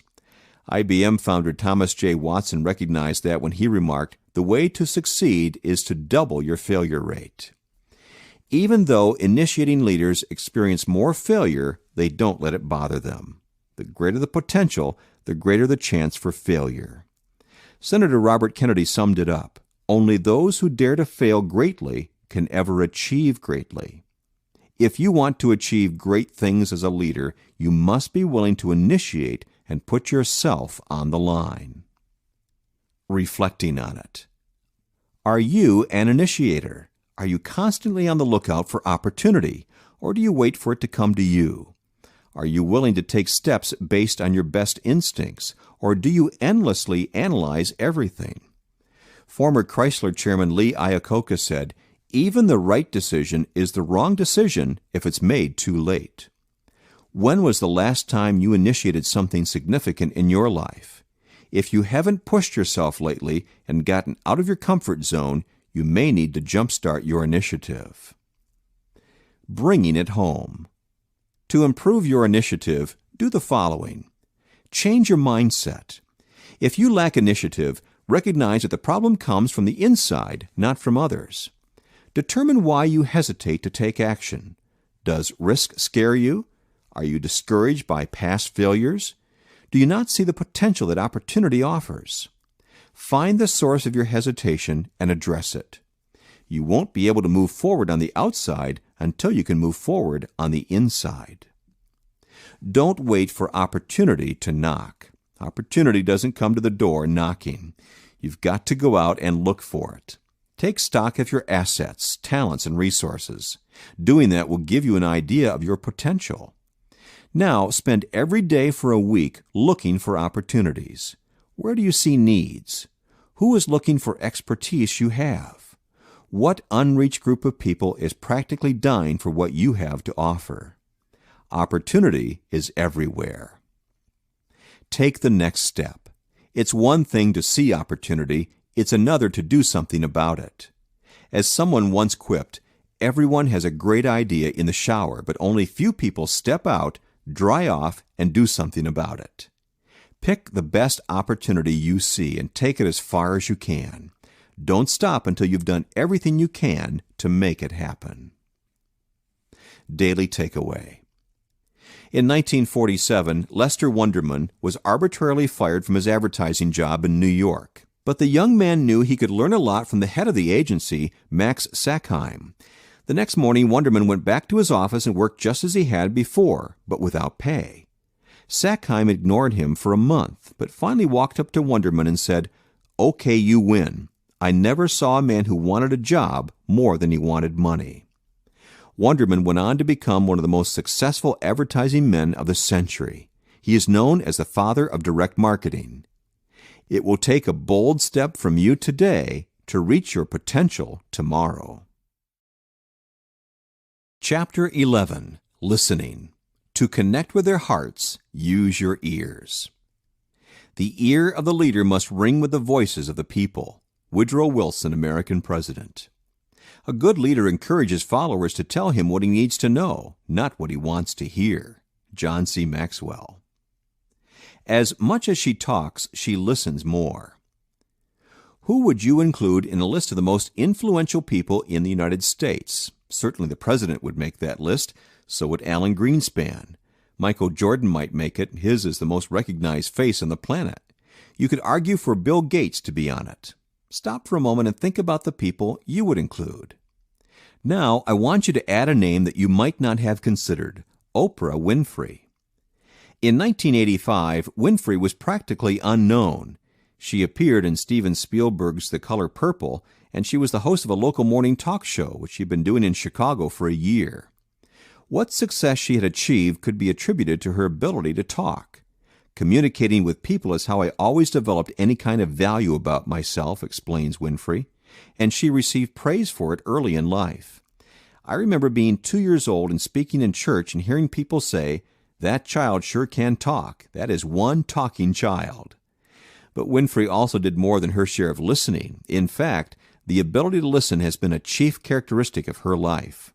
She is an inveterate learner, and her listening ability got its start as she absorbed the wisdom of writers. She devoured fiction and biographies, learning about how other people feel and think, and in the process, she also learned about herself. That bent toward listening has served her well in every aspect of her career. Its application is obvious for her television show. She is constantly observing and listening to find issues to address on the air. And when she brings celebrities, authors, or experts on her show, she genuinely listens to what they have to say. Music star Madonna said about her, "She has been in the public eye for so long, yet she has this amazing rapport with people. I don't know how she does it." She does it through listening. Oprah Winfrey's ability to listen has been rewarded with remarkable success and incredible influence. She is the highest paid entertainer in the world and is worth nearly $500 million. Each week, 33 million people in the United States alone watch her show. Despite her show's success, she recently gave thought to discontinuing it, but instead, she decided to revamp it. How did she decide what changes to make? She asked her staff. It doesn't have to be work, she told them. Making changes in this show is like making changes in our lives. It can be fun to do, so let's stretch. What can we do to make it more fun? She had a lot of doubts about one of the ideas her people came up with, but she also had enough wisdom to listen to it and give it a try. The idea was for a book club. As you probably know, its success has been phenomenal. Hundreds of thousands of people are learning and growing by reading, some for the first time, and Winfrey is delighted. Her goal in life is to add value to people, and she succeeds because she listens. Fleshing it out. In the 21 Irrefutable Laws of Leadership, I point out that leaders touch a heart before they ask for a hand. That's the law of connection. But before a leader can touch a person's heart, he has to know what's in it. He learns that by listening. An unwillingness to listen is too common among poor leaders. Peter Drucker, the father of American management, believes that 60% of all management problems are the result of faulty communications. I would say that the overwhelming majority of communication problems come from poor listening. A lot of voices are clamoring out there for your attention. As you think about how to spend your listening time, keep in mind you have two purposes for listening: to connect with people and to learn. For that reason, you should keep your ear open to these people. Number 1, your followers. Good leaders, the kind that people want to follow, do more than conduct business when they interact with followers. They take the time to get a feel for who each one is as a person. Philip Stanhope, the Earl of Chesterfield, believed, "Many a man would rather you heard his story than granted his request." If you're in the habit of listening only to the facts and not the person who expresses them, change your focus and really listen. Number 2, your customers. A Cherokee saying states, "Listen to the whispers and you won't have to hear the screams." I'm amazed by the leaders who are so caught up in their own ideas that they never hear their customers' concerns, complaints, and suggestions. In his book, Business at the Speed of Thought, Microsoft CEO Bill Gates said, "Unhappy customers are always a concern. They're also your greatest opportunity." Good leaders always make it a priority to keep in contact with the people they're serving. Number 3, your competitors. Sam Markowitz announced, "If you don't agree with me, it means you haven't been listening." Though he was no doubt making a joke, the sad truth is that when a leader sees another organization as competition, he focuses his attention on building his own case or championing his cause and forgets to learn from what the other group is doing.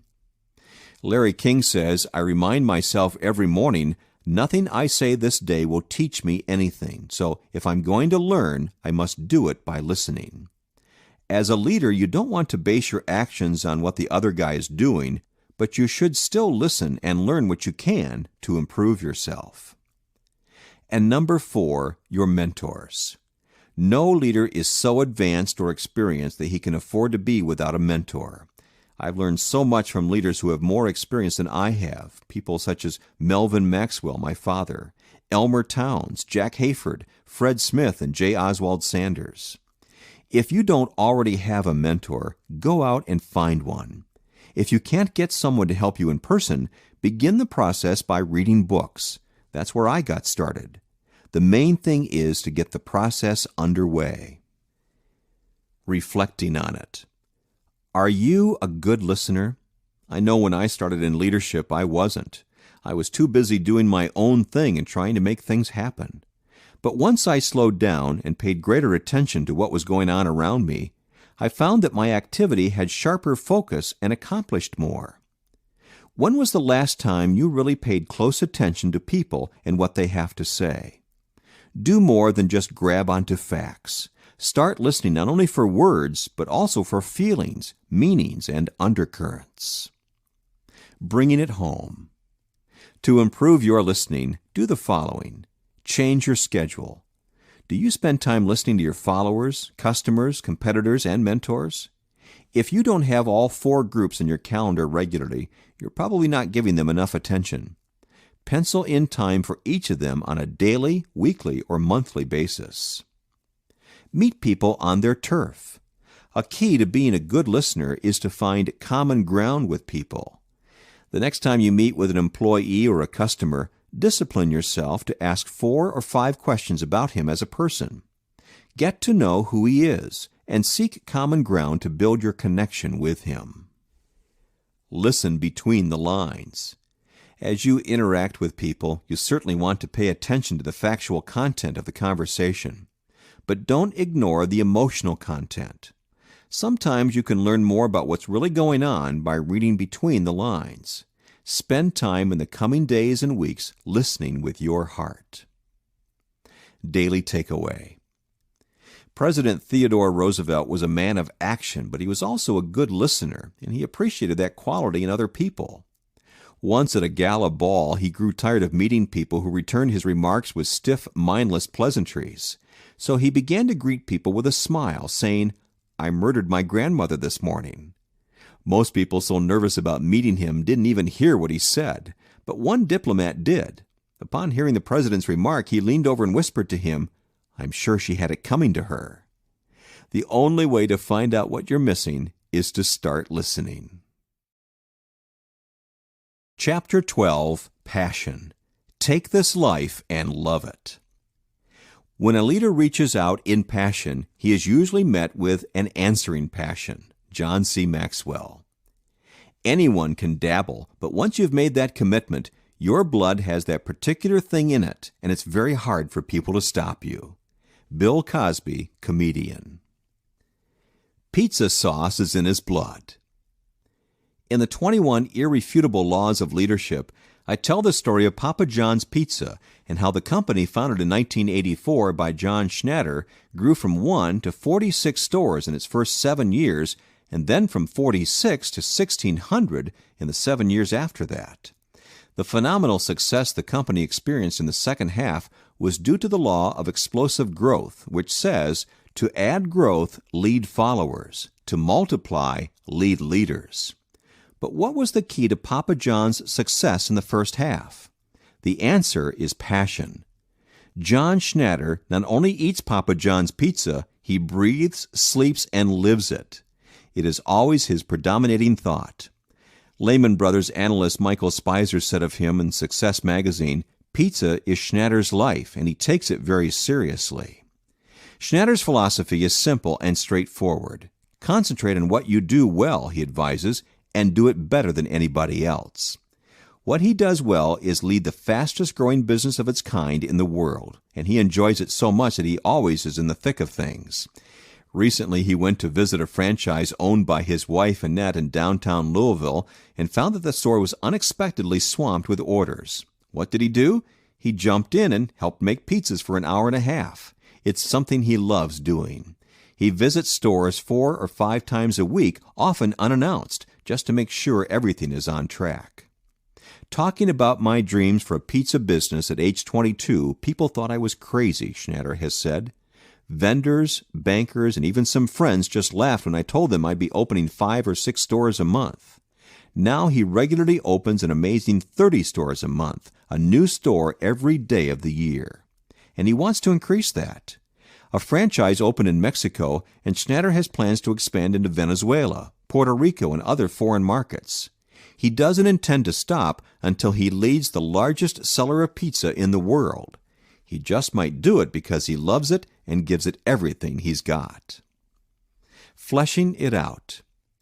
Experts spend a lot of time trying to figure out what makes people successful. They often look at people's credentials, intelligence, education, and other factors.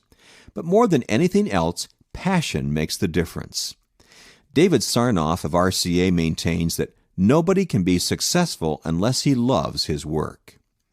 If you look at the lives of effective leaders, you will find that they often don't fit into a stereotypical mold. For example, more than 50% of all CEOs of Fortune 500 companies had C or C- averages in college. Nearly 75% of all U.S. presidents were in the bottom half of their school classes. And more than 50% of all millionaire entrepreneurs never finished college. What makes it possible for people who might seem ordinary to achieve great things? The answer is passion. Nothing can take the place of passion in a leader's life. Take a look at 4 truths about passion and what it can do for you as a leader. Number 1, passion is the first step to achievement. Your desire determines your destiny.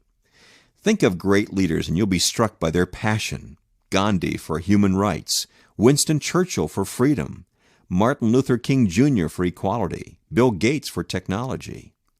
Anyone who lives beyond an ordinary life has great desire. It's true in any field. Weak desire brings weak results, just as a small fire creates little heat. The stronger your fire, the greater the desire and the greater the potential. Number 2, passion increases your willpower. It is said that a dispassionate young man approached the Greek philosopher Socrates and casually stated, "O great Socrates, I come to you for knowledge." The philosopher took the young man down to the sea, waded in with him, and then dunked him under the water for 30 seconds. When he let the young man up for air, Socrates asked him to repeat what he wanted. "Knowledge, O great one," he sputtered. Socrates put him under the water again, only that time a little longer. After repeated dunkings and responses, the philosopher asked, "What do you want?" The young man finally gasped, "Air, I want air." "Good," answered Socrates. "Now when you want knowledge as much as you wanted air, you shall have it." There is no substitute for passion. It is fuel for the will. If you want anything badly enough, you can find the willpower to achieve it. The only way to have that kind of desire is to develop passion. Number 3, passion changes you. If you follow your passion instead of others' perceptions, you can't help becoming a more dedicated, productive person. And that increases your ability to impact others. In the end, your passion will have more influence than your personality. And number 4, passion makes the impossible possible. Human beings are so made that whenever anything fires the soul, impossibilities vanish. A fire in the heart lifts everything in your life. That's why passionate leaders are so effective. A leader with great passion and few skills always outperforms a leader with great skills and no passion. Reflecting on it. Despite the power of passion, many people in our culture seem to believe that passion is something to be suspicious about. Sociologist Tony Campolo has observed, "We are caught up at a particular stage in our national ethos in which we're not only materialistic, but worse than that, we're becoming emotionally dead as people. We don't sing. We don't dance. We don't even commit sin with much enthusiasm. Is passion a characteristic of your life? Do you wake up feeling enthusiastic about your day? Is the first day of the week your favorite, or do you live from weekend to weekend, sleepwalking through your everyday routine? How long has it been since you couldn't sleep because you were too excited by an idea? If passion is not a quality in your life, you're in trouble as a leader. The truth is that you can never lead something you don't care passionately about. You can't start a fire in your organization unless one first is burning in you. Bringing it home. To increase your passion, do the following. Take your temperature. How passionate are you about your life and work? Does it show? Get an honest assessment by querying several coworkers and your spouse about your level of desire. You won't become passionate until you believe passion can be the difference maker in your life. Return to your first love. Many people allow life and its circumstances to get them off track. Think back to when you were just starting out in your career, or even farther back when you were a child. What really turned your crank? What could you spend hours and hours doing? Try to recapture your old enthusiasm. Then evaluate your life and career in light of those old loves. Associate with people of passion. It sounds hokey, but birds of a feather really do flock together. If you've lost your fire, get around some fire lighters. Passion is contagious. Schedule some time with people who can infect you with it. Daily takeaway. General Billy Mitchell, a career Army officer, was assigned to an aviation section in 1916. That's where he learned to fly, and it became the passion of his life. Though aircraft played a minor role in World War I, he could see the military potential of air power. After the war, he began a campaign to convince the military to create an air force.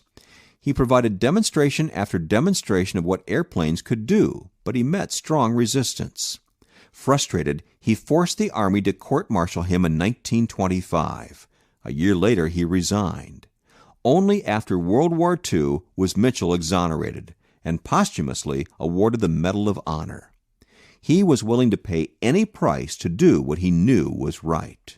How about you? Chapter 13, Positive Attitude.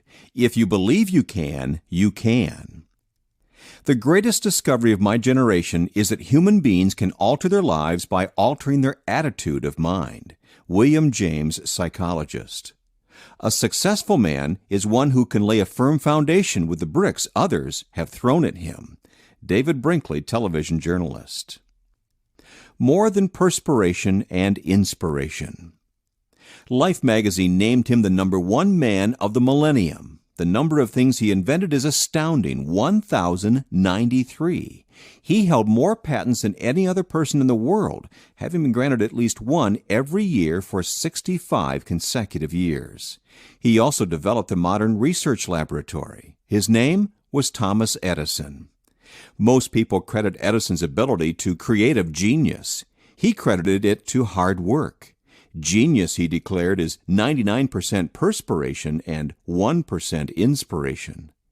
I believe his success was also the result of a third factor, his positive attitude. Edison was an optimist who saw the best in everything. If we did all the things we were capable of doing, he once said, we would literally astound ourselves. When it took him 10,000 tries to find the right materials for the incandescent light bulb, he didn't see them as that many failures. With each attempt, he gained information about what didn't work, bringing him closer to a solution. He never doubted that he would find a good one.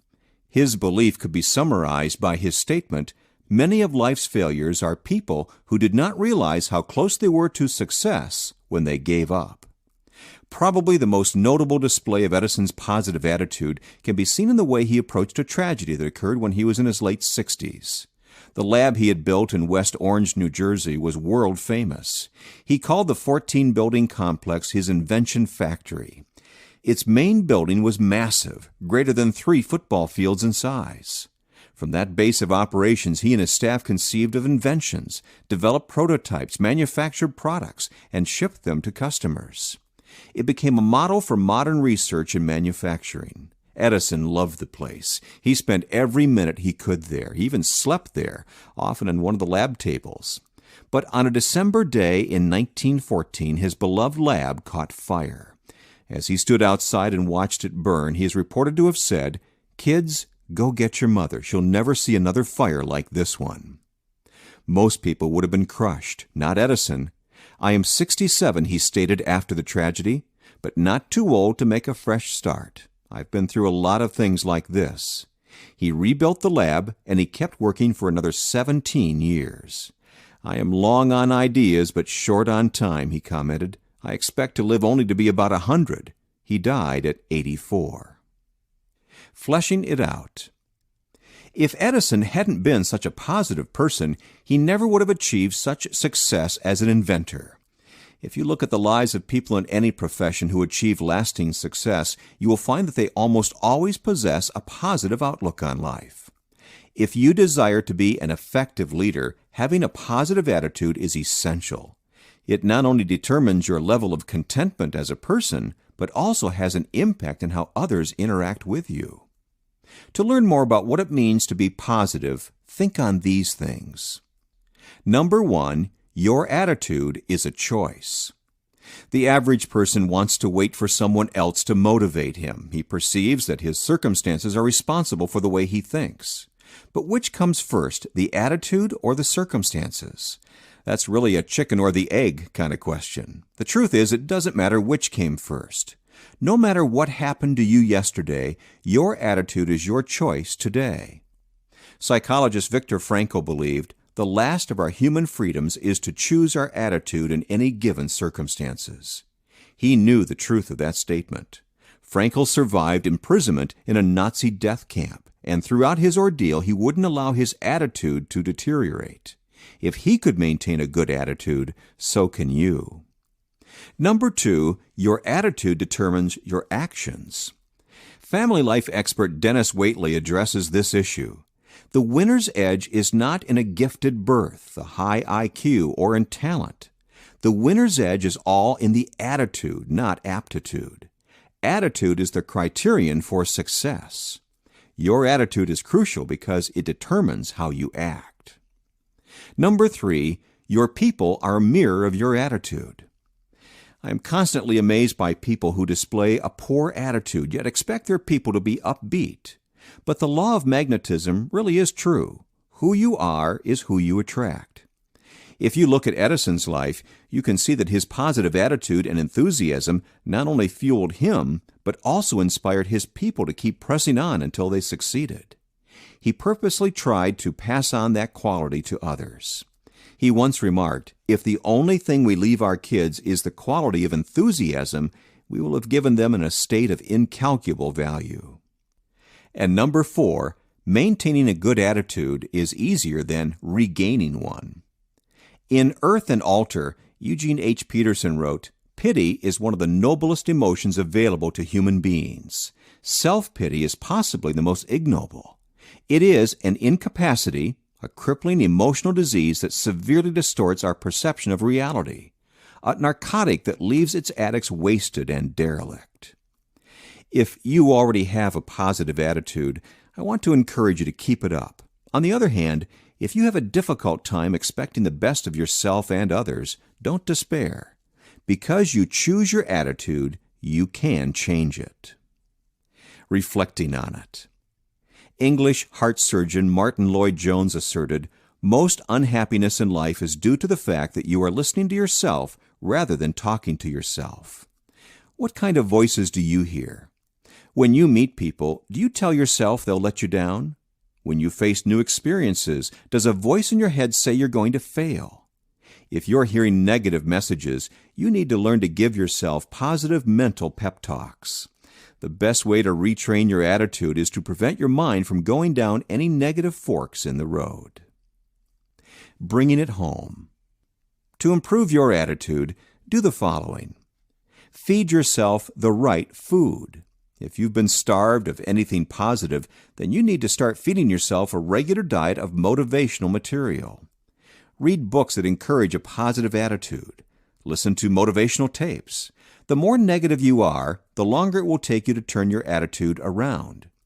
But if you consume a steady diet of the right food, you can become a positive thinker. Achieve a goal every day. Some people get into a rut of negativity because they feel they're not making progress. If that describes you, then begin setting achievable daily goals for yourself. A pattern of positive achievement will help you develop a pattern of positive thinking. Write it on your wall. We all need reminders to help keep us thinking right. Alex Haley used to keep a picture in his office of a turtle on a fence post to remind him that everybody needed the help of others. As incentive, people put up awards they've won, inspirational posters, or letters they've received. Find something that will work for you and put it on your wall.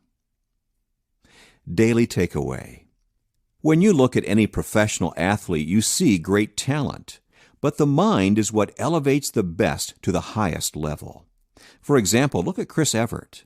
One of the greatest female athletes of all time, she holds 18 Grand Slam titles and an overall win-loss record of 1,309 and 146. In her 17-year career, she never ranked below number 4.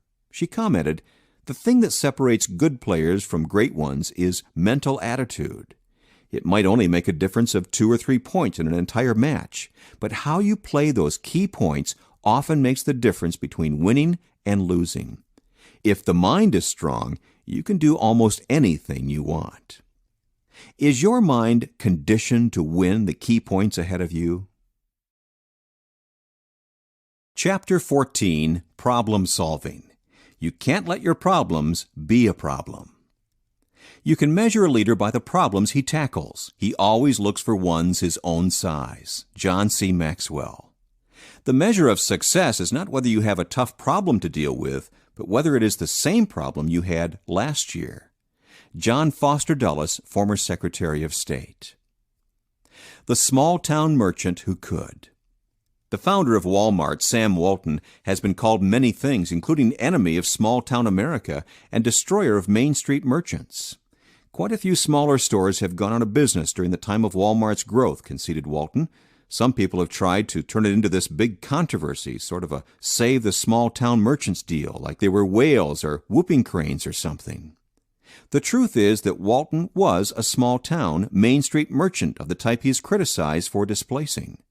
The only difference is that he was an excellent leader who was able to solve problems and change rather than go out of business. Sam Walton was born in Kingfisher, Oklahoma, and grew up in Columbia, Missouri. He demonstrated leadership in high school when he was elected student body president, led his football team to an undefeated season and state championship as its quarterback, and then performed the same feat with the basketball team as its 5'9" floor leader. After graduating from college and working for a few years, Walton served in the Army during World War II. When he got out, he selected a career in retail, a field he loved, and along with his wife, picked the small town of Bentonville, Arkansas, in which to live. That's where they opened a Walton's Five and Dime variety store. The business did well, partly because of Walton's hustle, but also because he had shown foresight in making his store self-service, a new concept at the time. He worked hard and continued to expand. By 1960, he had 15 stores. But that was also about the time when competitor Herb Gibson brought discount stores into northwest Arkansas. They competed directly with Walton's variety stores. "We really only had 2 choices," said Walton: stay in the variety store business and be hit hard by the discounting wave, or open a discount store. So I started running all over the country, studying the concept. We opened Walmart No. 1 on July 2, 1962 in Rogers, Arkansas, right down the road from Bentonville. Walton soon added additional stores. His Walmart chain was small compared to some of the others begun around the same time, Kmart, Target, and Woolco, but it was going strong. And that led to the next problem. Walton realized that he needed to improve the store's planning and distribution. He and his people solved the problem by creating central distribution centers. That, along with computerization, allowed them to order in bulk, keep track of each store's needs, and distribute to them quickly and efficiently. And when the outlay for new equipment and buildings for the new distribution centers created a heavy debt load, it was merely another problem to be solved. Walton did it by taking the company public in 1970. When he died in 1992, the company operated more than 1,700 stores in 42 states and Mexico. Sam Walton, the small-town variety store owner, had become America's #1 retailer. And since his death, the company has continued strongly, its leadership still solving problems as they arise and keeping Walmart and the other retail chain Sam's Club moving forward. Fleshing it out. Effective leaders like Sam Walton always rise to a challenge. That's one of the things that separates winners from whiners. While the other retailers complained about the competition, Walton rose above it by solving his problems with creativity and tenacity. No matter what field a leader is in, he will face problems. They are inevitable for 3 reasons. First, we live in a world of growing complexity and diversity. Second, we interact with people. And third, we cannot control all the situations we face. Leaders with good problem-solving ability demonstrate 5 qualities. Number 1, they anticipate problems. Since problems are inevitable, good leaders anticipate them. Anyone who expects the road to be easy will continually find himself in trouble. I heard a story about David Livingstone, the missionary to Africa, that illustrates the kind of attitude leaders need. A mission organization wanted to send helpers to Dr. Livingstone, so its leader wrote, "Have you found a good road to where you are? If so, we want to send other men to join you." Livingstone replied, "If you have men who will come only if they know there is a good road, I don't want them. I want men who will come even if there is no road at all." If you keep your attitude positive but plan for the worst, you'll find yourself in a good position to solve problems that come your way. Number 2, they accept the truth. People respond to problems in these ways. They refuse to accept them. They accept them and then put up with them, or they accept them and try to make things better. Leaders must always do the latter. Broadcaster Paul Harvey said, "In times like these, it is good to remember that there have always been times like these." No leader can simultaneously have his head in the sand and navigate his people through troubled waters. Effective leaders face up to the reality of a situation. Number 3, they see the big picture. Leaders must continually see the big picture. They cannot afford to be overwhelmed by emotion, nor can they allow themselves to get so bogged down in the details that they lose sight of what's important. Author Alfred Armand Montepert wrote, "The majority see the obstacles, the few see the objectives. History records the successes of the latter, while oblivion is the reward of the former." Number 4, they handle one thing at a time. Richard Sloma has this advice: never try to solve all the problems at once. Make them line up for you one by one. The leaders who get into trouble most often are the ones who are overwhelmed by the sheer size or volume of their troubles and then dabble at problem solving. If you're faced with lots of problems, make sure you really solve the ones you're working on before moving on to the next one. And number 5, they don't give up a major goal while they're down. Effective leaders understand the peak-to-peak principle. They make major decisions when they are experiencing a positive swing in their leadership, not during the dark times. As NFL fullback Bob Christian says, "I never decide whether it's time to retire during training camp. He knows not to give up when he is in the valley." Reflecting on it. Author George Matthew Adams stated, "What you think means more than anything else in your life, more than what you earn, more than where you live, more than your social position, and more than what anyone else may think about you. Every problem introduces you to yourself. It shows you how you think and what you're made of." When you come face to face with a problem, how do you react? Do you ignore it and hope it will go away? Do you feel powerless to solve it? Have you had such bad experiences trying to solve problems in the past that you've just given up? Or do you tackle them willingly? The ability to solve problems effectively comes from experience facing and overcoming obstacles.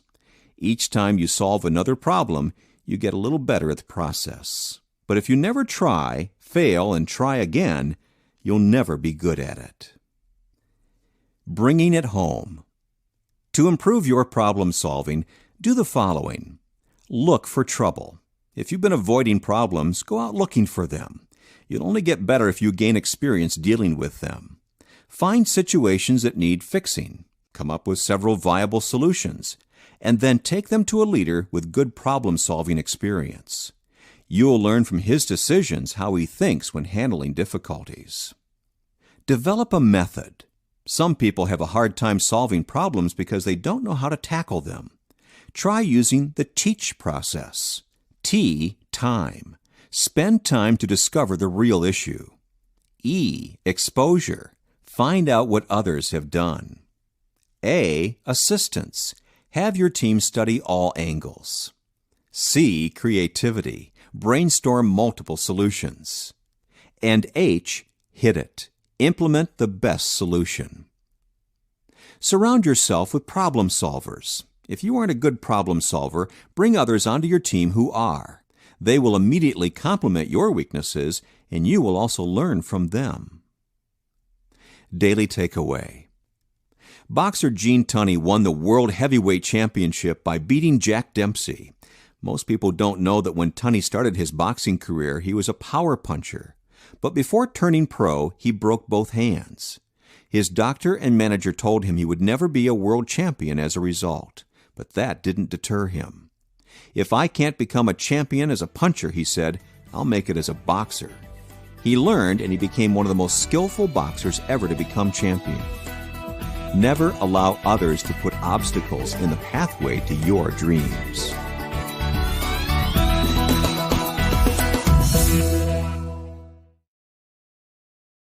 Now you can get 2 premium Audible audiobooks totally free with a free Audible trial. Click the link in the description and enjoy your free audiobooks. Chapter 15, Relationships. If you get along, they'll go along. The most important single ingredient in the formula of success is knowing how to get along with people. Theodore Roosevelt, American president. People don't care how much you know until they know how much you care. John C. Maxwell. The best medicine. If you're not a physician, you've probably never heard the name William Osler. He was a doctor, university professor, and author who practiced medicine and taught until his death at age 70 in 1919. His book, Principles and Practice of Medicine, influenced the preparation of physicians for more than 40 years in the entire English-speaking world, China, and Japan. Yet that was not his greatest contribution to the world. Osler worked on putting the human heart back into the practice of medicine.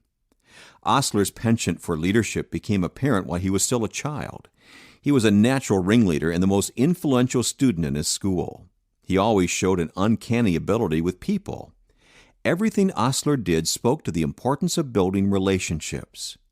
As he grew older and became a doctor, he founded the Association of American Physicians so that medical professionals could come together, share information, and support one another. As a teacher, he changed the way medical schools functioned. He brought students out of dry lecture halls and into the hospital wards to interact with patients. He believed that students learn first and best from the patients themselves. But Osler's passion was to teach doctors compassion. He told a group of medical students, "There is a strong feeling abroad among people, you see it in the newspapers, that we doctors are given over nowadays to science, that we care much more for the disease and its scientific aspects than for the individual. I would urge upon you in your practice to care more particularly for the individual patient.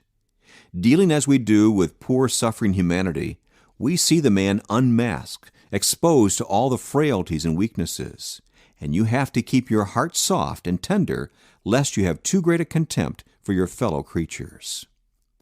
Osler's ability to show compassion and build relationships can be capsulized by his treatment of a patient during the 1918 epidemic of influenzae pneumonia. Osler usually limited his work to hospitals, but because of the magnitude of the epidemic, he treated many patients in their homes. The mother of a little girl recounted how Osler visited her child twice a day, speaking to her gently and playing with her to entertain her and gather information about her symptoms. Knowing the child was nearing death, Osler arrived one day with a beautiful red rose wrapped in paper, the last rose of the summer, grown in his own garden. He presented it to her, explaining that even roses couldn't stay as long as they wanted in one place, but had to go to a new home. The child seemed to take comfort from his words and the gift. She died a few days later. Osler died the next year. One of his British colleagues said of him, "So passed into history untimely, even though he had attained unto the allotted span the greatest physician in history. And above all, it is as a friend that during his lifetime we regarded Osler as one who possessed the genius of friendship to a greater degree than anyone of our generations. It was his wonderful interest in all of us that was the outstanding feature. It was from his humanity, his extraordinary interest in his fellows, that all his other powers seemed to flow." Fleshing it out. The ability to work with people and develop relationships is absolutely indispensable to effective leadership. According to the May 1991 issue of Executive Female magazine, a survey was taken of employers asking for the top 3 traits they desired in employees. Number 1 on the list was the ability to relate to people. 84% responded that they sought good interpersonal skills. Only 40% listed education and experience in their top 3. And if employees need good people skills, think about how much more critical those skills are for leaders. People truly do want to go along with people they get along with. And while someone can have people skills and not be a good leader, he cannot be a good leader without people skills. What can a person do to manage and cultivate good relationships as a leader? It requires 3 things. Number 1, have a leader's head. Understand people. The first quality of a relational leader is the ability to understand how people feel and think. As you work with others, recognize that all people, whether leaders or followers, have some things in common. They like to feel special, so sincerely compliment them. They want a better tomorrow, so show them hope. They desire direction, so navigate for them. They are selfish, so speak to their needs first. They get low emotionally, so encourage them. They want success, so help them win. Recognizing these truths, a leader must still be able to treat people as individuals.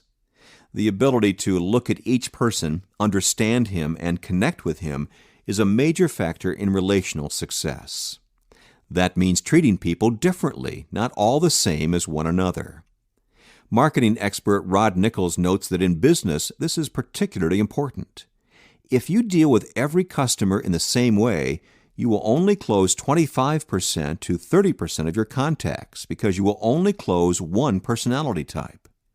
But if you learn how to effectively work with all 4 personality types, you can conceivably close 100% of your contacts. This sensitivity can be called the soft factor in leadership. You have to be able to adapt your leadership style to the person you're leading. Number 2, have a leader's heart. Love people. President and CEO of Definitive Computer Services, Henry Gruland, captures this idea. Being a leader is more than just wanting to lead. Leaders have empathy for others and a keen ability to find the best in people, not the worst, by truly caring for others. You cannot be a truly effective leader, the kind that people want to follow, unless you love people. Physicist Albert Einstein put it this way, "Strange is our situation here upon earth. Each of us comes for a short visit, not knowing why, yet sometimes seeming to divine a purpose." From the standpoint of daily life, however, there is one thing we do know, that man is here for the sake of other men. And number 3, extend a leader's hand. Help people. Leroy H. Kurtz of General Motors said, "The fields of industry are strewn with the bones of those organizations whose leadership became infested with dry rot, who believed in taking instead of giving, who didn't realize that the only assets that could not be replaced easily were the human ones. People respect a leader who keeps their interests in mind. If your focus is on what you can put into people rather than what you can get out of them, they'll love and respect you, and these create a great foundation for building relationships. Reflecting on it. How are your people skills? Do you mix well with strangers? Do you interact well with all kinds of people? Can you find common ground readily? What about long-term interaction? Are you able to sustain relationships? If your relational skills are weak, your leadership will always suffer. Bringing it home. To improve your relationships, do the following. Improve your mind. If your ability to understand people needs improvement, jumpstart it by reading several books on the subject. I recommend works written by Dale Carnegie, Alan Loy McGinnis, and Les Parrott III. Then spend more time observing people and talking to them to apply what you've learned. Strengthen your heart. If you're not as caring toward others as you could be, you need to get the focus off yourself. Make a list of little things you could do to add value to friends and colleagues. Then try to do one of them every day. Don't wait until you feel like it to help others. Act your way into feeling. Repair a hurting relationship. Think of a valued long-term relationship that has faded. Do what you can to rebuild it. Get in touch with the person and try to reconnect. If you had a falling out, take responsibility for your part in it and apologize. Try to better understand, love, and serve that person. Daily takeaway. In a short story titled The Capital of the World, Nobel Prize-winning author Ernest Hemingway tells about a father and a teenage son, Paco, whose relationship breaks down. After the son runs away from home, the father begins a long journey in search of him. Finally, as a last resort, the man puts an ad in the local newspaper in Madrid. It reads, "Dear Paco, meet me in front of the newspaper office tomorrow at noon. All is forgiven. I love you." The next morning in front of the newspaper office were 800 men named Paco, desiring to restore a broken relationship. Never underestimate the power of relationships on people's lives. Chapter 16, Responsibility. If you won't carry the ball, you can't lead the team. Success on any major scale requires you to accept responsibility. In the final analysis, the one quality that all successful people have is the ability to take on responsibility. Michael Korda, Editor-in-Chief, Simon & Schuster. A leader can give up anything except final responsibility. John C. Maxwell. The Alamo Revisited. In late 1835, a group of Texas rebels lay siege to a small mission-turned-fort in San Antonio, Texas. By the end of the year, the Mexican soldiers in it surrendered and headed south, leaving the fort in the rebels' hands. The name of the old church building was the Alamo. That action set the stage for one of the great heroic events in United States history. The battle that occurred there in February and March of the following year is a story of valor and incredible responsibility. The battle at the Alamo between American settlers and the Mexican army was inevitable. For 25 years, the citizens of Texas repeatedly attempted to gain their independence from the Mexican government, and each time Mexican troops were promptly dispatched to suppress the rebellion. But this time it was different. The fort was manned by a resolute group of 183 volunteers, including seasoned soldiers and frontiersmen William Travis, Davy Crockett, and Jim Bowie. Their motto was victory or death. In late February, several thousand Mexican soldiers under the command of Antonio Lopez de Santa Anna marched on San Antonio and lay siege to the Alamo. When the Mexicans offered them terms for surrender, the rebel defenders held firm. And when the enemy told them they would be given no quarter if they fought, the Americans would not be moved. When it became certain that battle was inevitable, the Texans sent a young man out to try to bring back reinforcements from the Texas Army. His name was James Bonham. He slipped out of the old mission at night and made his way 95 miles to Goliad for help. But when he arrived, he was told that no troops were available. For 11 days, Santa Anna pounded away at the Alamo, and on the morning of March 6, 1836, the Mexican army stormed the old mission. At the end of the battle, not a single man of the 183 defenders lived, but they had managed to take 600 enemy soldiers to the grave with them. And what happened to James Bonham, the messenger who had been sent to Goliad? It would have been easy for Bonham to simply ride away. But his sense of responsibility was too great. Instead, he rode back to the Alamo, made his way through enemy lines, and joined his comrades so that he could stand, fight, and die with them. Though the Americans were defeated at the Alamo, that battle was the turning point in the war with Mexico. Remember, the Alamo became the cry in subsequent battles, rallying support against General Santa Anna and his troops. Less than 2 months later, Texas secured its independence. Fleshing it out. Rarely in American culture today do you see the kind of responsibility displayed by James Bonham and his companions.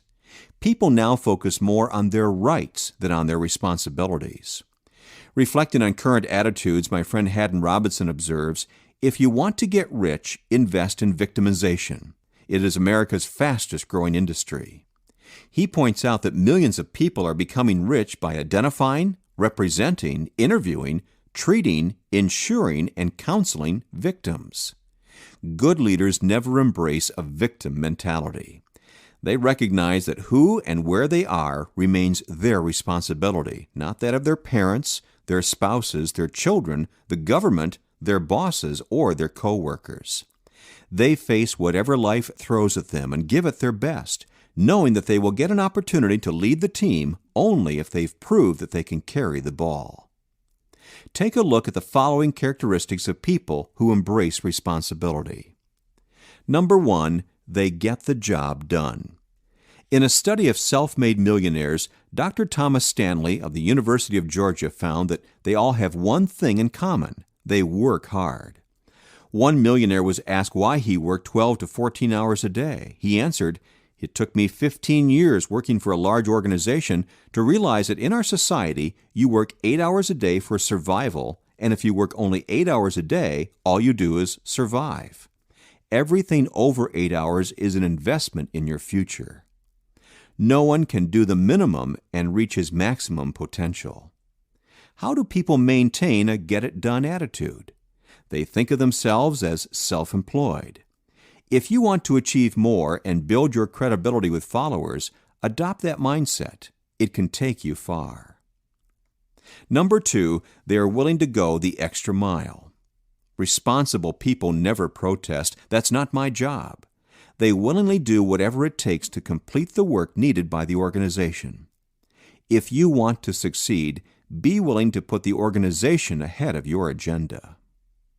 Number 3, they are driven by excellence. Excellence is a great motivator.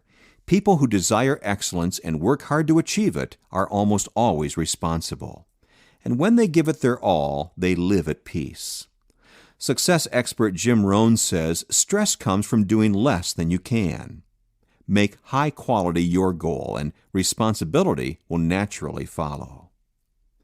And number 4, they produce regardless of the situation. The ultimate quality of a responsible person is the ability to finish.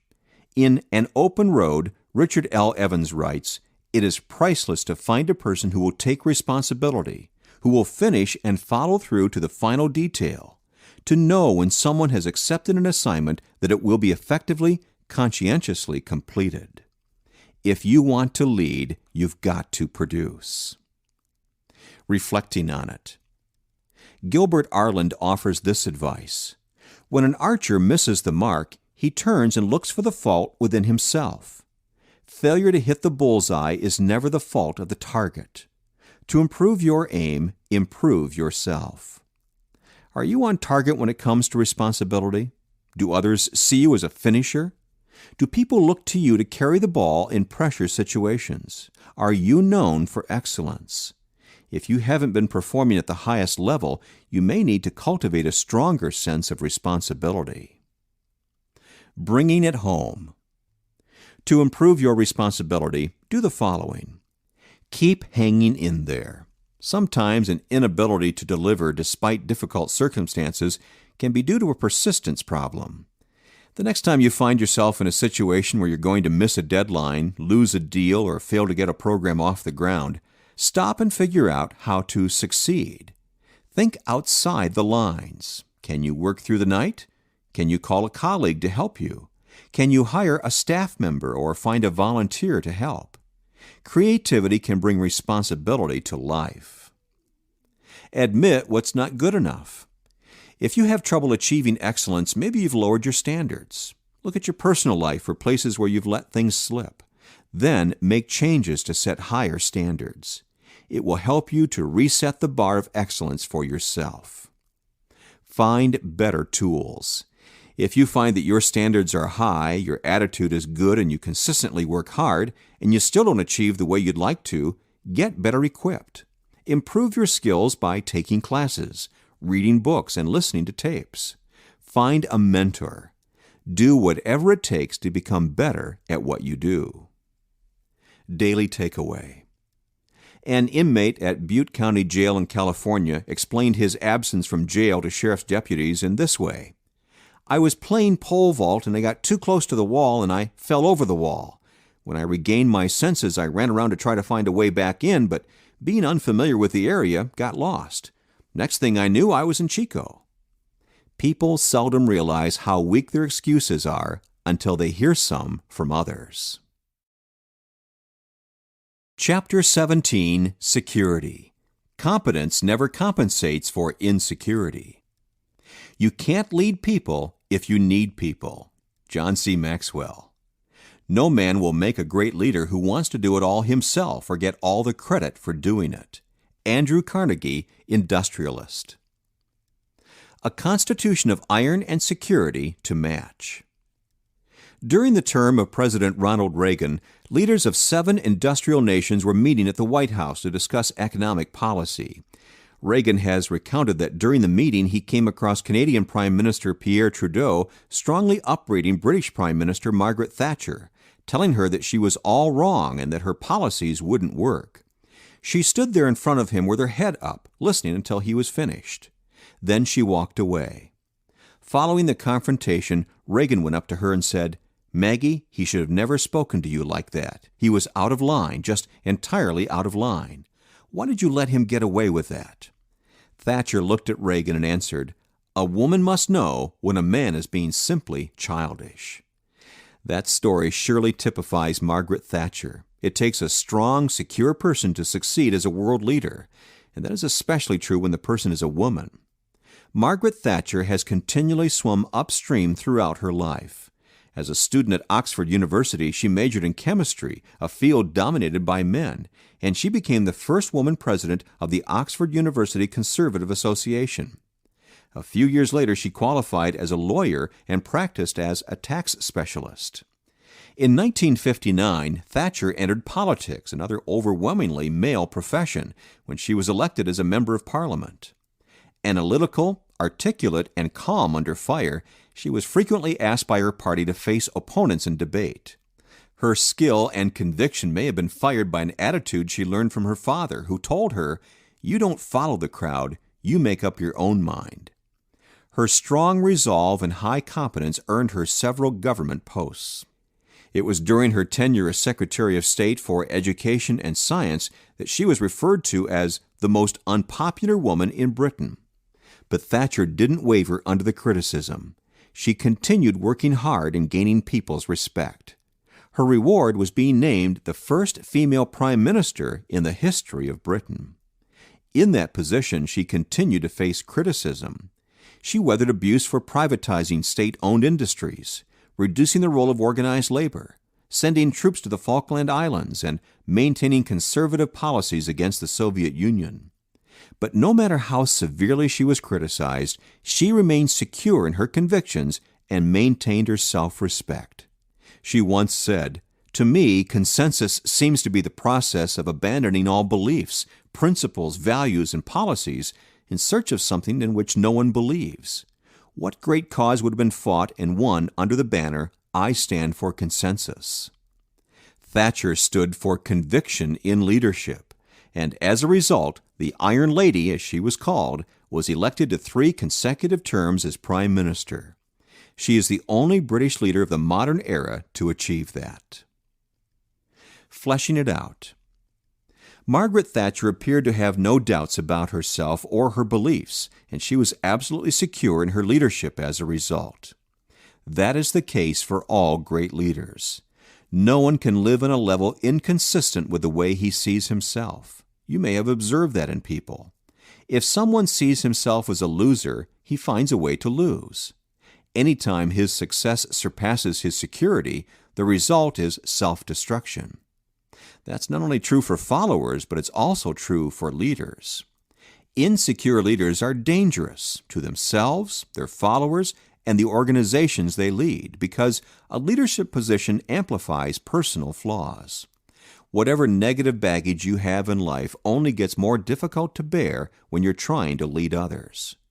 Insecure leaders have several common traits. Number 1, they don't provide security for others. An old saying states, "You cannot give what you do not have." Just as people without skill cannot impart skill to others, people without security cannot make others feel secure. And for a person to become an effective leader, the kind that others want to follow, he needs to make his followers feel good about themselves. Number 2, they take more from people than they give. Insecure people are on a continual quest for validation, acknowledgement, and love. Because of that, their focus is on finding security, not instilling it in others. They are primarily takers rather than givers, and takers do not make good leaders. Number 3, they continually limit their best people. Show me an insecure leader, and I'll show you someone who cannot genuinely celebrate his people's victories. He may even prevent them from realizing any victories, or he might take credit personally for the best work of his team. As I mentioned in the 21 Irrefutable Laws of Leadership, only secure leaders give power to others. That's the law of empowerment. But an insecure leader hoards power. In fact, the better his people are, the more threatened he feels, and the harder he will work to limit their success and recognition. And number 4, they continually limit the organization. When followers are undermined and receive no recognition, they become discouraged and eventually stop performing at their potential. And when that happens, the entire organization suffers. In contrast, secure leaders are able to believe in others because they believe in themselves. They aren't arrogant. They know their own strengths and weaknesses and respect themselves. When their people perform well, they don't feel threatened. They go out of their way to bring the best people together and then build them up so that they will perform at the highest level. And when a secure leader's team succeeds, it brings him great joy. He sees that as the highest compliment he can receive for his leadership ability. Reflecting on it. How well do you understand and respect yourself? Do you know your strengths and feel good about them? Have you recognized your weaknesses and accepted the ones you can't change? When a person realizes that he is created with a particular personality type and has unique gifts, he is better able to appreciate the strengths and successes of others. How secure are you as a leader? When a follower has a great idea, do you support it or suppress it? Do you celebrate your people's victories? When your team succeeds, do you give the members credit? If not, you may be dealing with insecurity, and it could be limiting you, your team, and your organization. Bringing it home. To improve your security, do the following. Know yourself. If you are the kind of person who is not naturally self-aware, take time to learn about yourself. Take a personality test, such as the ones created by Myers-Briggs or Florence Littauer. Ask several people who know you well to name your 3 greatest talents and your 3 greatest weaknesses. Don't defend yourself when you hear their answers. Gather the information and then reflect on it. Give away the credit. You may not believe that you can succeed if others receive the praise for the job your team is doing. Try it. If you assist others and acknowledge their contributions, you will help their careers, lift their morale, and improve the organization. And it will make you look like an effective leader. Get some help. If you cannot overcome feelings of insecurity on your own, seek professional help. Get to the root of your problems with the assistance of a good counselor, not only for your own benefit, but also for that of your people. Daily takeaway. French novelist Honoré de Balzac was a keen observer of human nature, and he sought to capture a complete picture of modern civilization in his huge work, The Human Comedy. He once observed, "Nothing is a greater impediment to being on good terms with others than being ill at ease with yourself." Don't let insecurity prevent you from reaching your potential. Chapter 18, Self-Discipline. The first person you lead is you. The first and best victory is to conquer self. Plato, philosopher. A man without decision of character can never be said to belong to himself. He belongs to whatever can make captive of him. John Foster, author. King of the Hill. It's a tough road to the top. Not many people ever reach the place where they are considered one of the best at their work, and even fewer are believed to be the best ever. Yet that's what Jerry Rice has achieved. He is called the best person to ever play wide receiver in football, and he has got the records to prove it. People who know him well say he is a natural. Physically, his God-given gifts are incredible. He has everything a coach would want in a receiver. Hall of Fame football coach Bill Walsh said, "I don't think there's been a guy equal to him physically." Yet that alone has not made him great. The real key to his success has been his self-discipline. He works and prepares day in and day out unlike anyone else in professional football. The story of Rice's ability to push himself can be told in his experiences conquering hills. The first came in high school. At the end of each practice, B. Elmore High School coach Charles Davis used to have his players sprint 20 times up and down a 40-yard hill. On a particularly hot and muggy Mississippi day, Rice was ready to give up after 11 trips. As he sneaked toward the locker room, he realized what he was doing. "Don't quit," he told himself, "because once you get into that mode of quitting, then you feel like it's okay." He went back and finished his sprints, and he has never been a quitter since. As a professional player, he has become famous for his ability to sprint up another hill. This one is a rugged 2.5-mile park trail in San Carlos, California, that Rice makes a regular part of his workout schedule. Other top players try to keep up with him on it, but they fall behind, astounded by his stamina. But that's only a part of Rice's regular routine. Even in the off-season, while other players are fishing or lying around enjoying downtime, Rice is working, his normal exercise routine lasting from 7 a.m. to noon. Someone once joked he is so well-conditioned that he makes Jamie Lee Curtis look like James Earl Jones. What a lot of guys don't understand about Jerry is that with him, football's a 12-month thing, says NFL cornerback Kevin Smith. He's a natural, but he still works. That's what separates the good from the great. Rice recently climbed another hill in his career. He made a comeback from a devastating injury. Prior to that, he had never missed a game in 19 seasons of football, a testament to his disciplined work ethic and absolute tenacity. When he blew out his knee on August 31, 1997, people thought he was finished for the season. After all, only one player had ever had a similar injury and come back in the same season, Rod Woodson. He had rehabilitated his knee in 4.5 months. Rice did it in 3.5 through sheer grit, determination, and incredible self-discipline. People had never seen anything like it before, and they might not again. And Rice continues to build his records and his reputation while helping his team win. Fleshing it out. Jerry Rice is a perfect example of the power of self-discipline. No one achieves and sustains success without it, and no matter how gifted a leader is, his gifts will never reach their maximum potential without the application of self-discipline. It positions a leader to go to the highest level, and it is a key to leadership that lasts. If you want to become a leader for whom self-discipline is an asset, Follow these action points. Number 1, develop and follow your priorities. Anyone who does what he must only when he is in the mood or when it's convenient isn't going to be successful, nor will people respect and follow him. Someone once said, to do important tasks, 2 things are necessary: a plan and not quite enough time. As a leader, you already have too little time. Now all you need is a plan.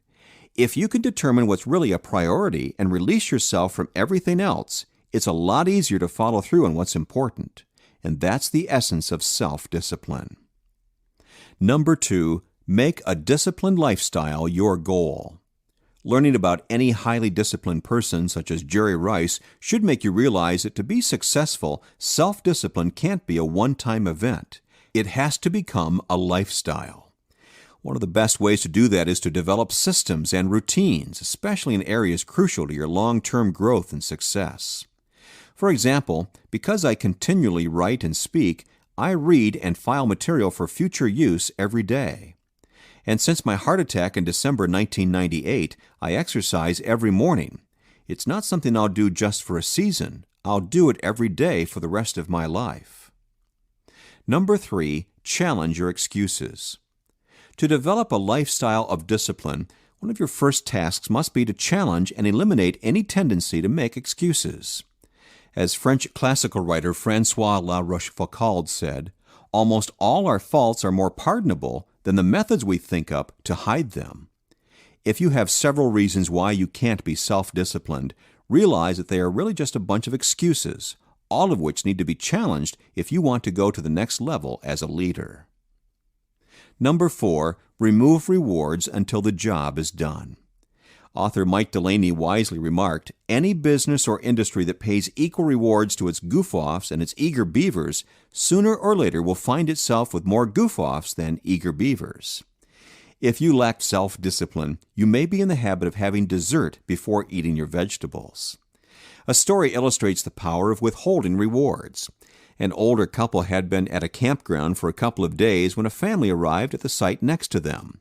As soon as their sport utility vehicle came to a stop, the couple and their 3 kids piled out. One child hurriedly unloaded ice chests, backpacks, and other items, while the other 2 quickly put up tents. The site was ready in 15 minutes. The older couple was amazed. "You folks sure do work great together," the elderly gentleman told the dad admiringly. "You just need a system," replied the dad. "Nobody goes to the bathroom until the camp's set up." And number 5, stay focused on results. Anytime you concentrate on the difficulty of the work instead of the results or rewards, you're likely to become discouraged. Dwell on it too long and you'll develop self-pity instead of self-discipline. The next time you're facing a must-do task and you're thinking of doing what's convenient instead of paying the price, change your focus. Count the benefits of doing what's right and then dive in. Reflecting on it. Author H. Jackson Brown quipped, "Talent without discipline is like an octopus on roller skates. There's plenty of movement, but you never know if it's going to be forward, backwards, or sideways." If you know you have talent and you've seen a lot of motion but little concrete results, you may lack self-discipline. Look at last week's schedule. How much of your time did you devote to regular, disciplined activities? Did you do anything to grow and improve yourself professionally? Did you engage in activities promoting good health? Did you dedicate part of your income to savings or investments? If you've been putting off those things, telling yourself that you'll do them later, you may need to work on your self-discipline. Bringing it home.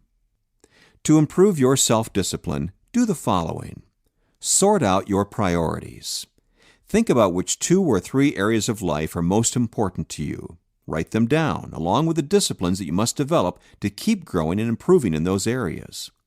Develop a plan to make the disciplines a daily or weekly part of your life. List the reasons. Take the time to write out the benefits of practicing the disciplines you've just listed. Then, post the benefits someplace where you'll see them daily. On the days when you don't want to follow through, reread your list. Get rid of excuses. Write down every reason why you might not be able to follow through with your disciplines. Read them through. You need to dismiss them as the excuses they are. Even if a reason seems legitimate, find a solution to overcome it. Don't leave yourself any reasons to quit. Remember, only in the moment of discipline do you have the power to achieve your dreams. Daily takeaway. A nursery in Canada displays this sign on its wall. The best time to plant a tree is 25 years ago. The second best time is today. Plant the tree of self-discipline in your life today. Chapter 19, Servanthood. To get ahead, put others first. The true leader serves people, serves their best interests, and in so doing will not always be popular, may not always impress. But because true leaders are motivated by loving concern rather than a desire for personal glory, they are willing to pay the price. Eugene B. Habecker, author. You've got to love your people more than your position. John C. Maxwell. On shaky ground. Not long ago, Americans became acquainted with U.S. Army General H. Norman Schwarzkopf. He displayed highly successful leadership abilities in commanding the Allied troops in the Persian Gulf War, just as he had done throughout his career, beginning in his days at West Point. In The 21 Irrefutable Laws of Leadership, I wrote how in Vietnam he turned around a battalion that was in shambles. The 1st Battalion of the 6th Infantry, known as the Worst of the 6th, went from laughingstock to effective fighting force and were selected to perform a more difficult mission. That turned out to be an assignment to what Schwarzkopf described as a horrible, malignant place called the Batangan Peninsula. The area had been fought over for 30 years, was covered with mines and booby traps, and was the site of numerous weekly casualties from those devices. Schwarzkopf made the best of a bad situation. He introduced procedures to greatly reduce casualties, and whenever a soldier was injured by a mine, he flew out to check on the man, had him evacuated using his chopper, and talked to the other men to boost their morale. On May 28, 1970, a man was injured by a mine, and Schwarzkopf flew to the man's location. While the helicopter was evacuating the injured soldier, another soldier stepped on a mine, severely injuring his leg.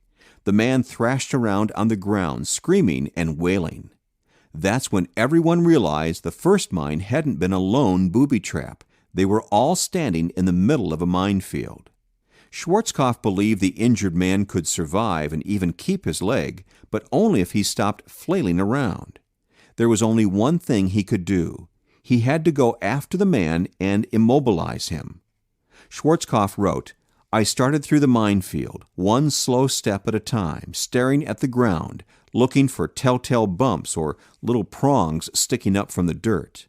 My knees were shaking so hard that each time I took a step, I had to grab my leg and steady it with both hands before I could take another.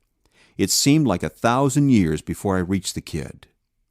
The 240-pound Schwarzkopf, who had been a wrestler at West Point, then pinned the wounded man and calmed him down. It saved his life, and with the help of an engineer team, Schwarzkopf got him and the others out of the minefield.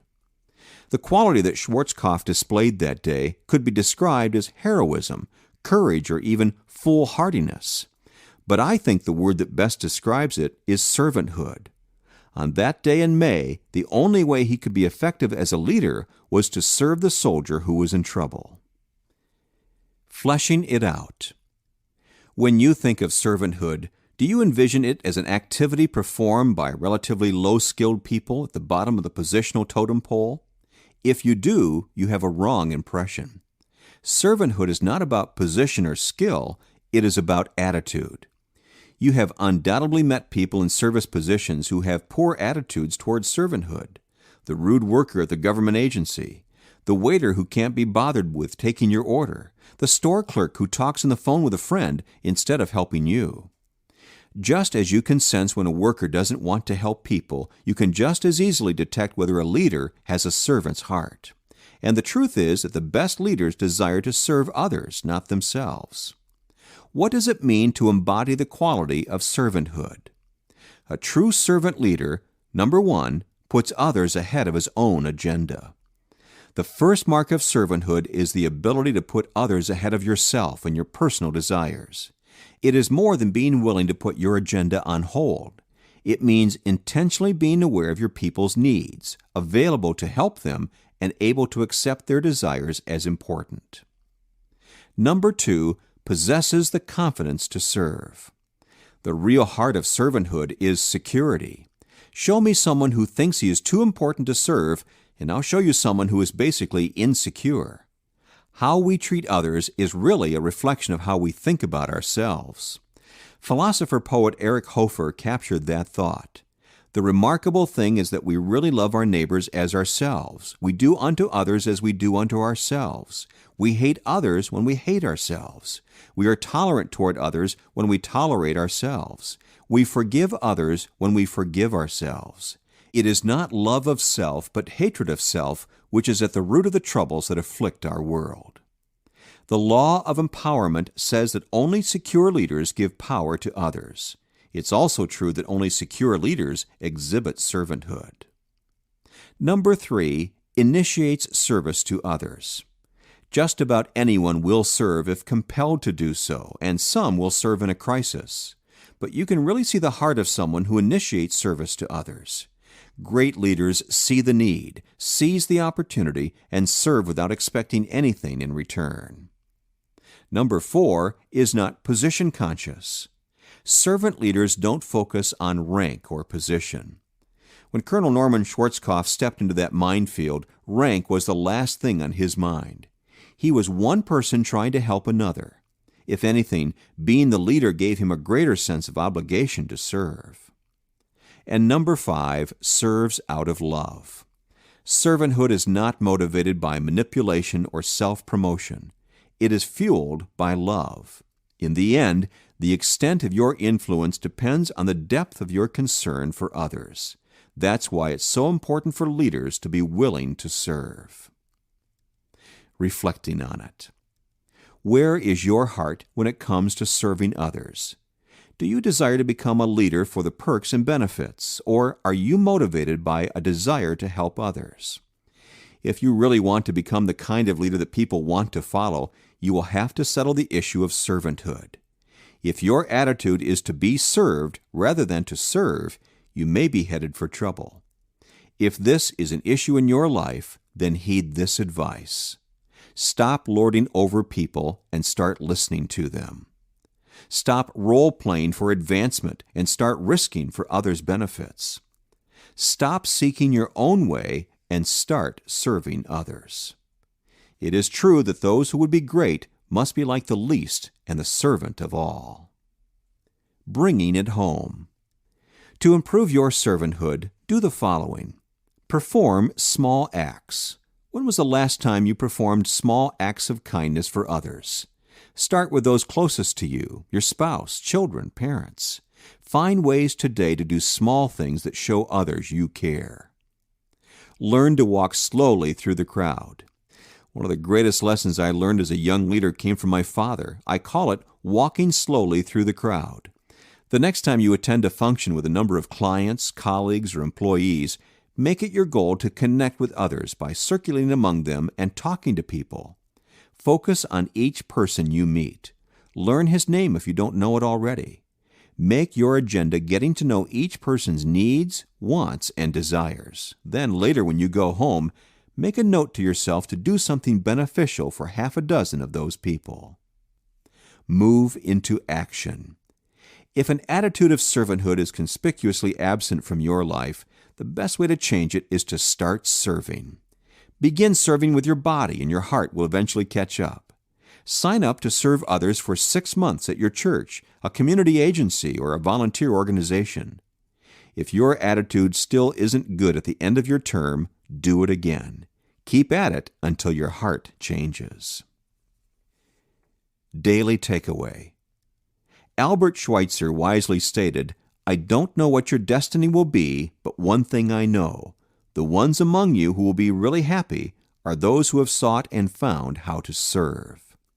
If you want to lead on the highest level, be willing to serve on the lowest. Chapter 20, Teachability.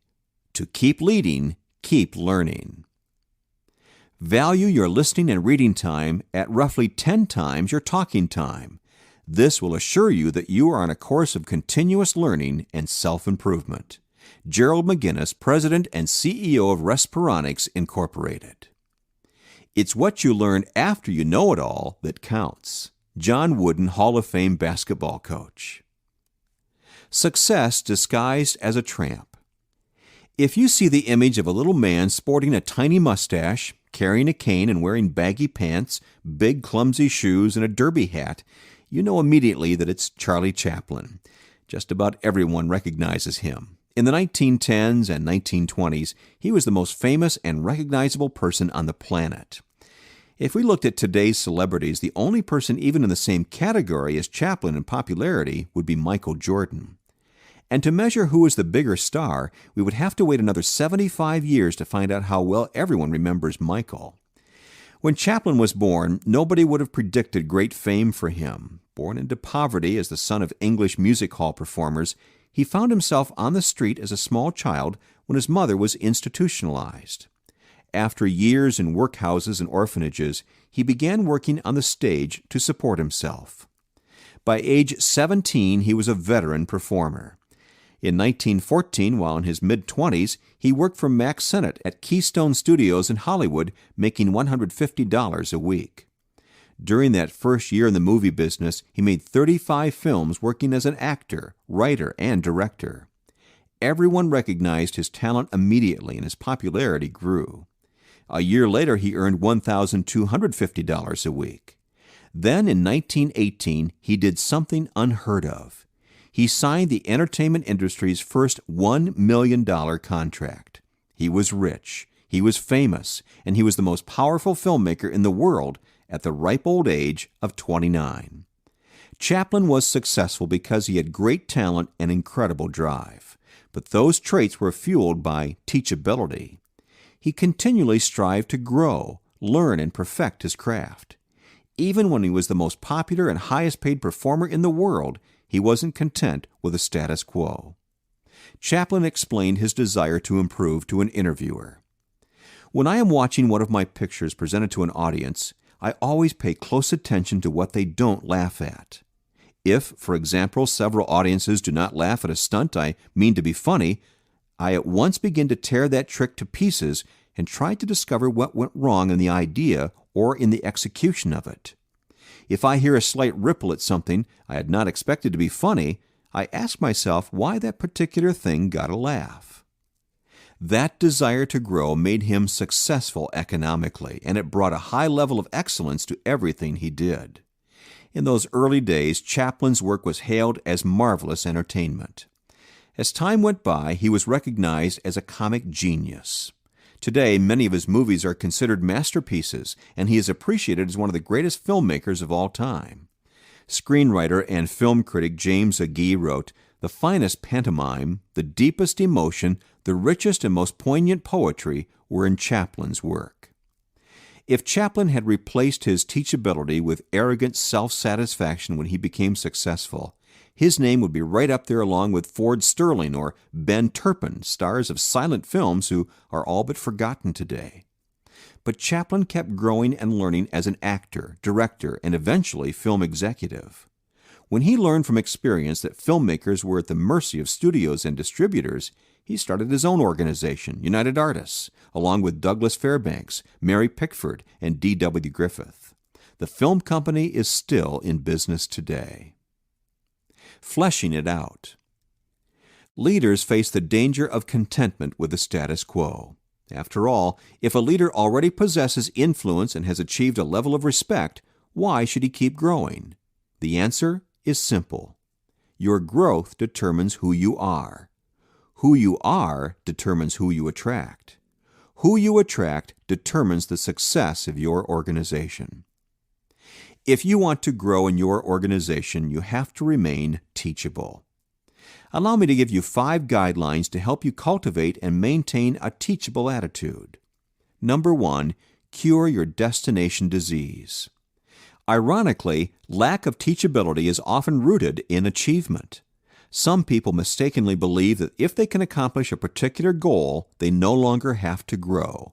It can happen with almost anything: earning a degree, reaching a desired position, receiving a particular award, or achieving a financial goal.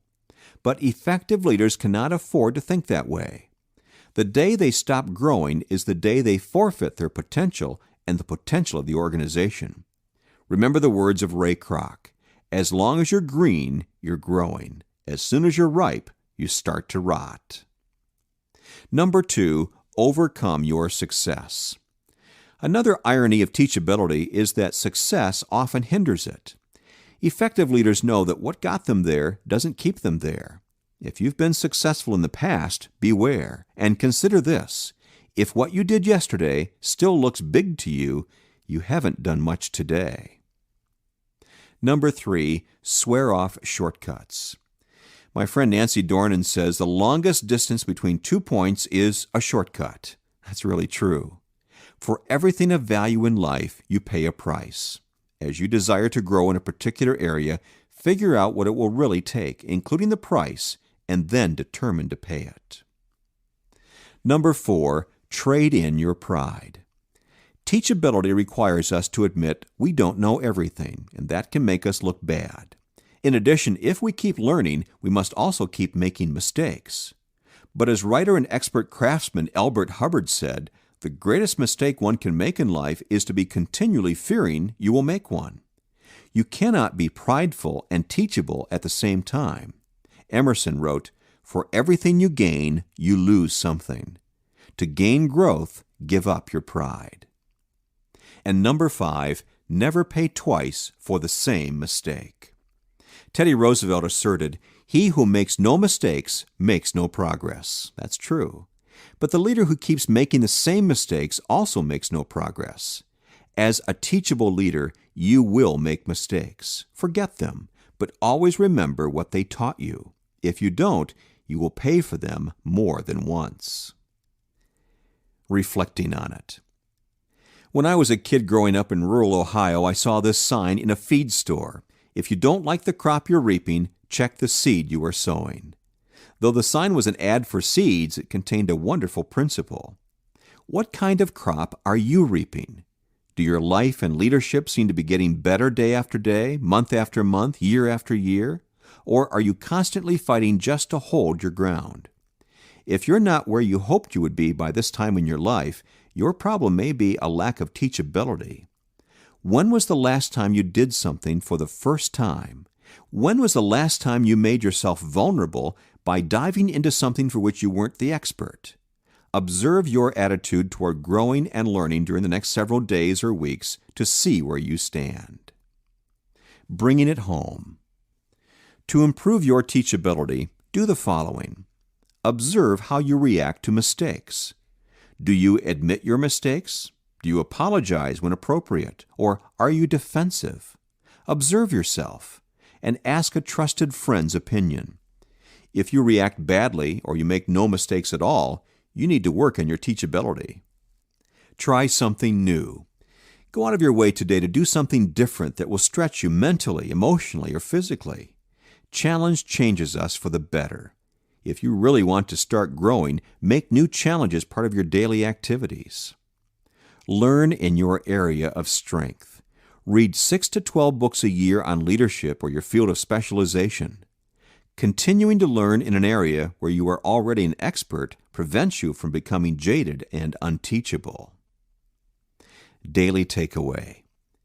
After winning his 3rd World Championship, bull rider Tuff Hedeman didn't have a big celebration.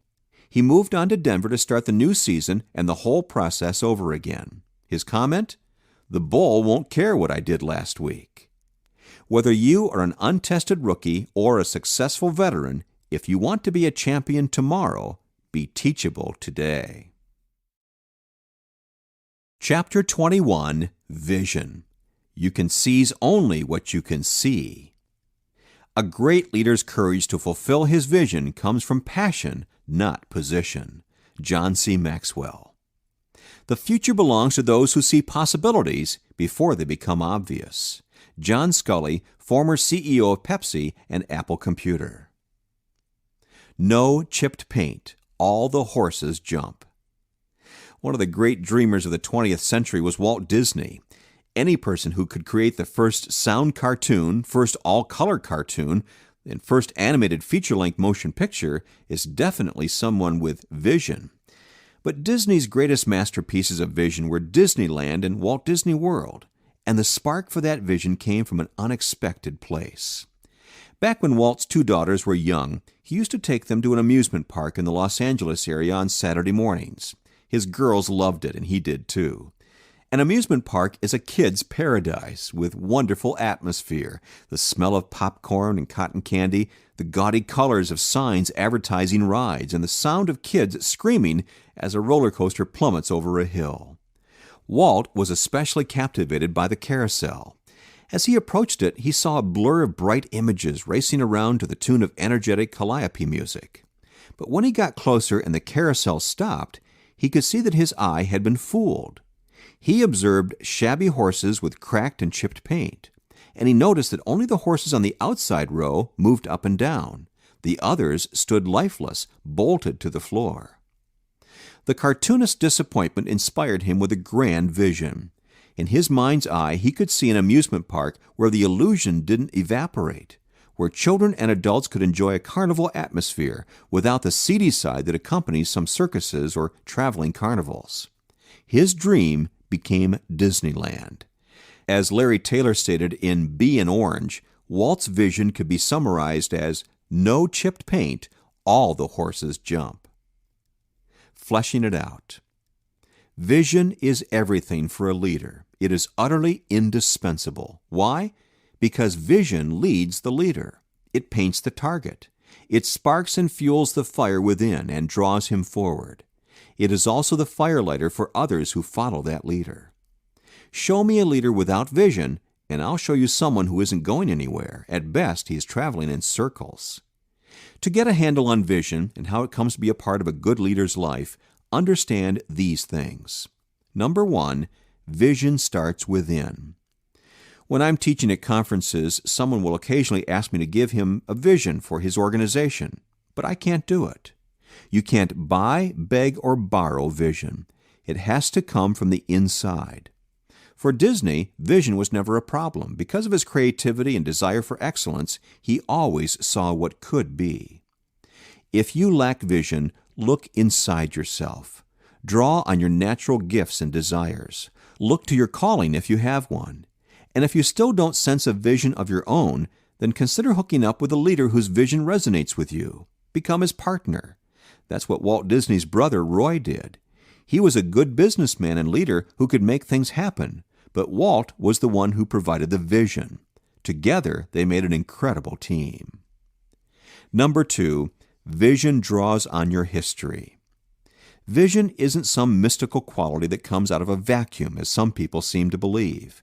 It grows from a leader's past and the history of the people around him. That was the case for Disney, but it's true for all leaders. Talk to any leader, and you're likely to discover key events in his past that were instrumental in the creation of his vision. Number 3, vision meets others' needs. True vision is far-reaching. It goes beyond what one individual can accomplish. And if it has real value, it does more than just include others, it adds value to them. If you have a vision that doesn't serve others, it's probably too small. And number 4, vision helps you gather resources. One of the most valuable benefits of vision is that it acts like a magnet, attracting, challenging, and uniting people. It also rallies finances and other resources. The greater the vision, the more winners it has the potential to attract. The more challenging the vision, the harder the participants fight to achieve it. Edwin Land, the founder of Polaroid, advised, "The first thing you do is teach the person to feel that the vision is very important and nearly impossible. That draws out the drive in winners." Reflecting on it. Where does vision come from? To find the vision that is indispensable to leadership, you have to become a good listener. You must listen to several voices. The inner voice. As I've already said, vision starts within. Do you know your life's mission? What stirs your heart? What do you dream about? If what you're pursuing in life doesn't come from a desire within, from the very depths of who you are and what you believe, you will not be able to accomplish it. The unhappy voice. Where does inspiration for great ideas come from? From noticing what doesn't work. Discontent with the status quo is a great catalyst for vision. Are you on complacent cruise control, or do you find yourself itching to change your world? No great leader in history has fought to prevent change. The successful voice. Nobody can accomplish great things alone. To fulfill a big vision, you need a good team. But you also need good advice from someone who is ahead of you in the leadership journey. If you want to lead others to greatness, find a mentor. Do you have an advisor who can help you sharpen your vision? The higher voice. Although it's true that your vision must come from within, you shouldn't let it be confined by your limited capabilities. A truly valuable vision must have God in it. Only He knows your full capabilities. Have you looked beyond yourself, even beyond your own lifetime, as you've sought your vision? If not, you may be missing your true potential and life's best for you. Bringing it home. To improve your vision, do the following. Measure yourself. If you have previously thought about the vision for your life and articulated it, measure how well you're carrying it out. Talk to several key people, such as your spouse, a close friend, and key employees, asking them to state what they think your vision is. If they can articulate it, then you're probably living it. Write it down. If you've thought about your vision but never put it in writing, take the time to do it today. Writing clarifies your thinking. Once you've written it, evaluate whether it's worthy of your life's best, and then pursue it with all you've got. Do a gut check. If you haven't done a lot of work on vision, spend the next several weeks or months thinking about it. Consider what really impacts you at a gut level. What makes you cry? What makes you dream? What gives you energy? Also, think about what you'd like to see change in the world around you. What do you see that isn't but could be? Once your ideas start to become clear, write them down and talk to a mentor about them. Daily takeaway. From 1923 to 1955, Robert Woodruff served as president of Coca-Cola. During that time, he wanted Coca-Cola to be available to every American serviceman around the world for 5 cents, no matter what it cost the company. What a bold goal! But it was nothing compared to the bigger picture he could see in his mind's eye. In his lifetime, he wanted every person in the world to have tasted Coca-Cola. When you look deep into your heart and soul for a vision, what do you see?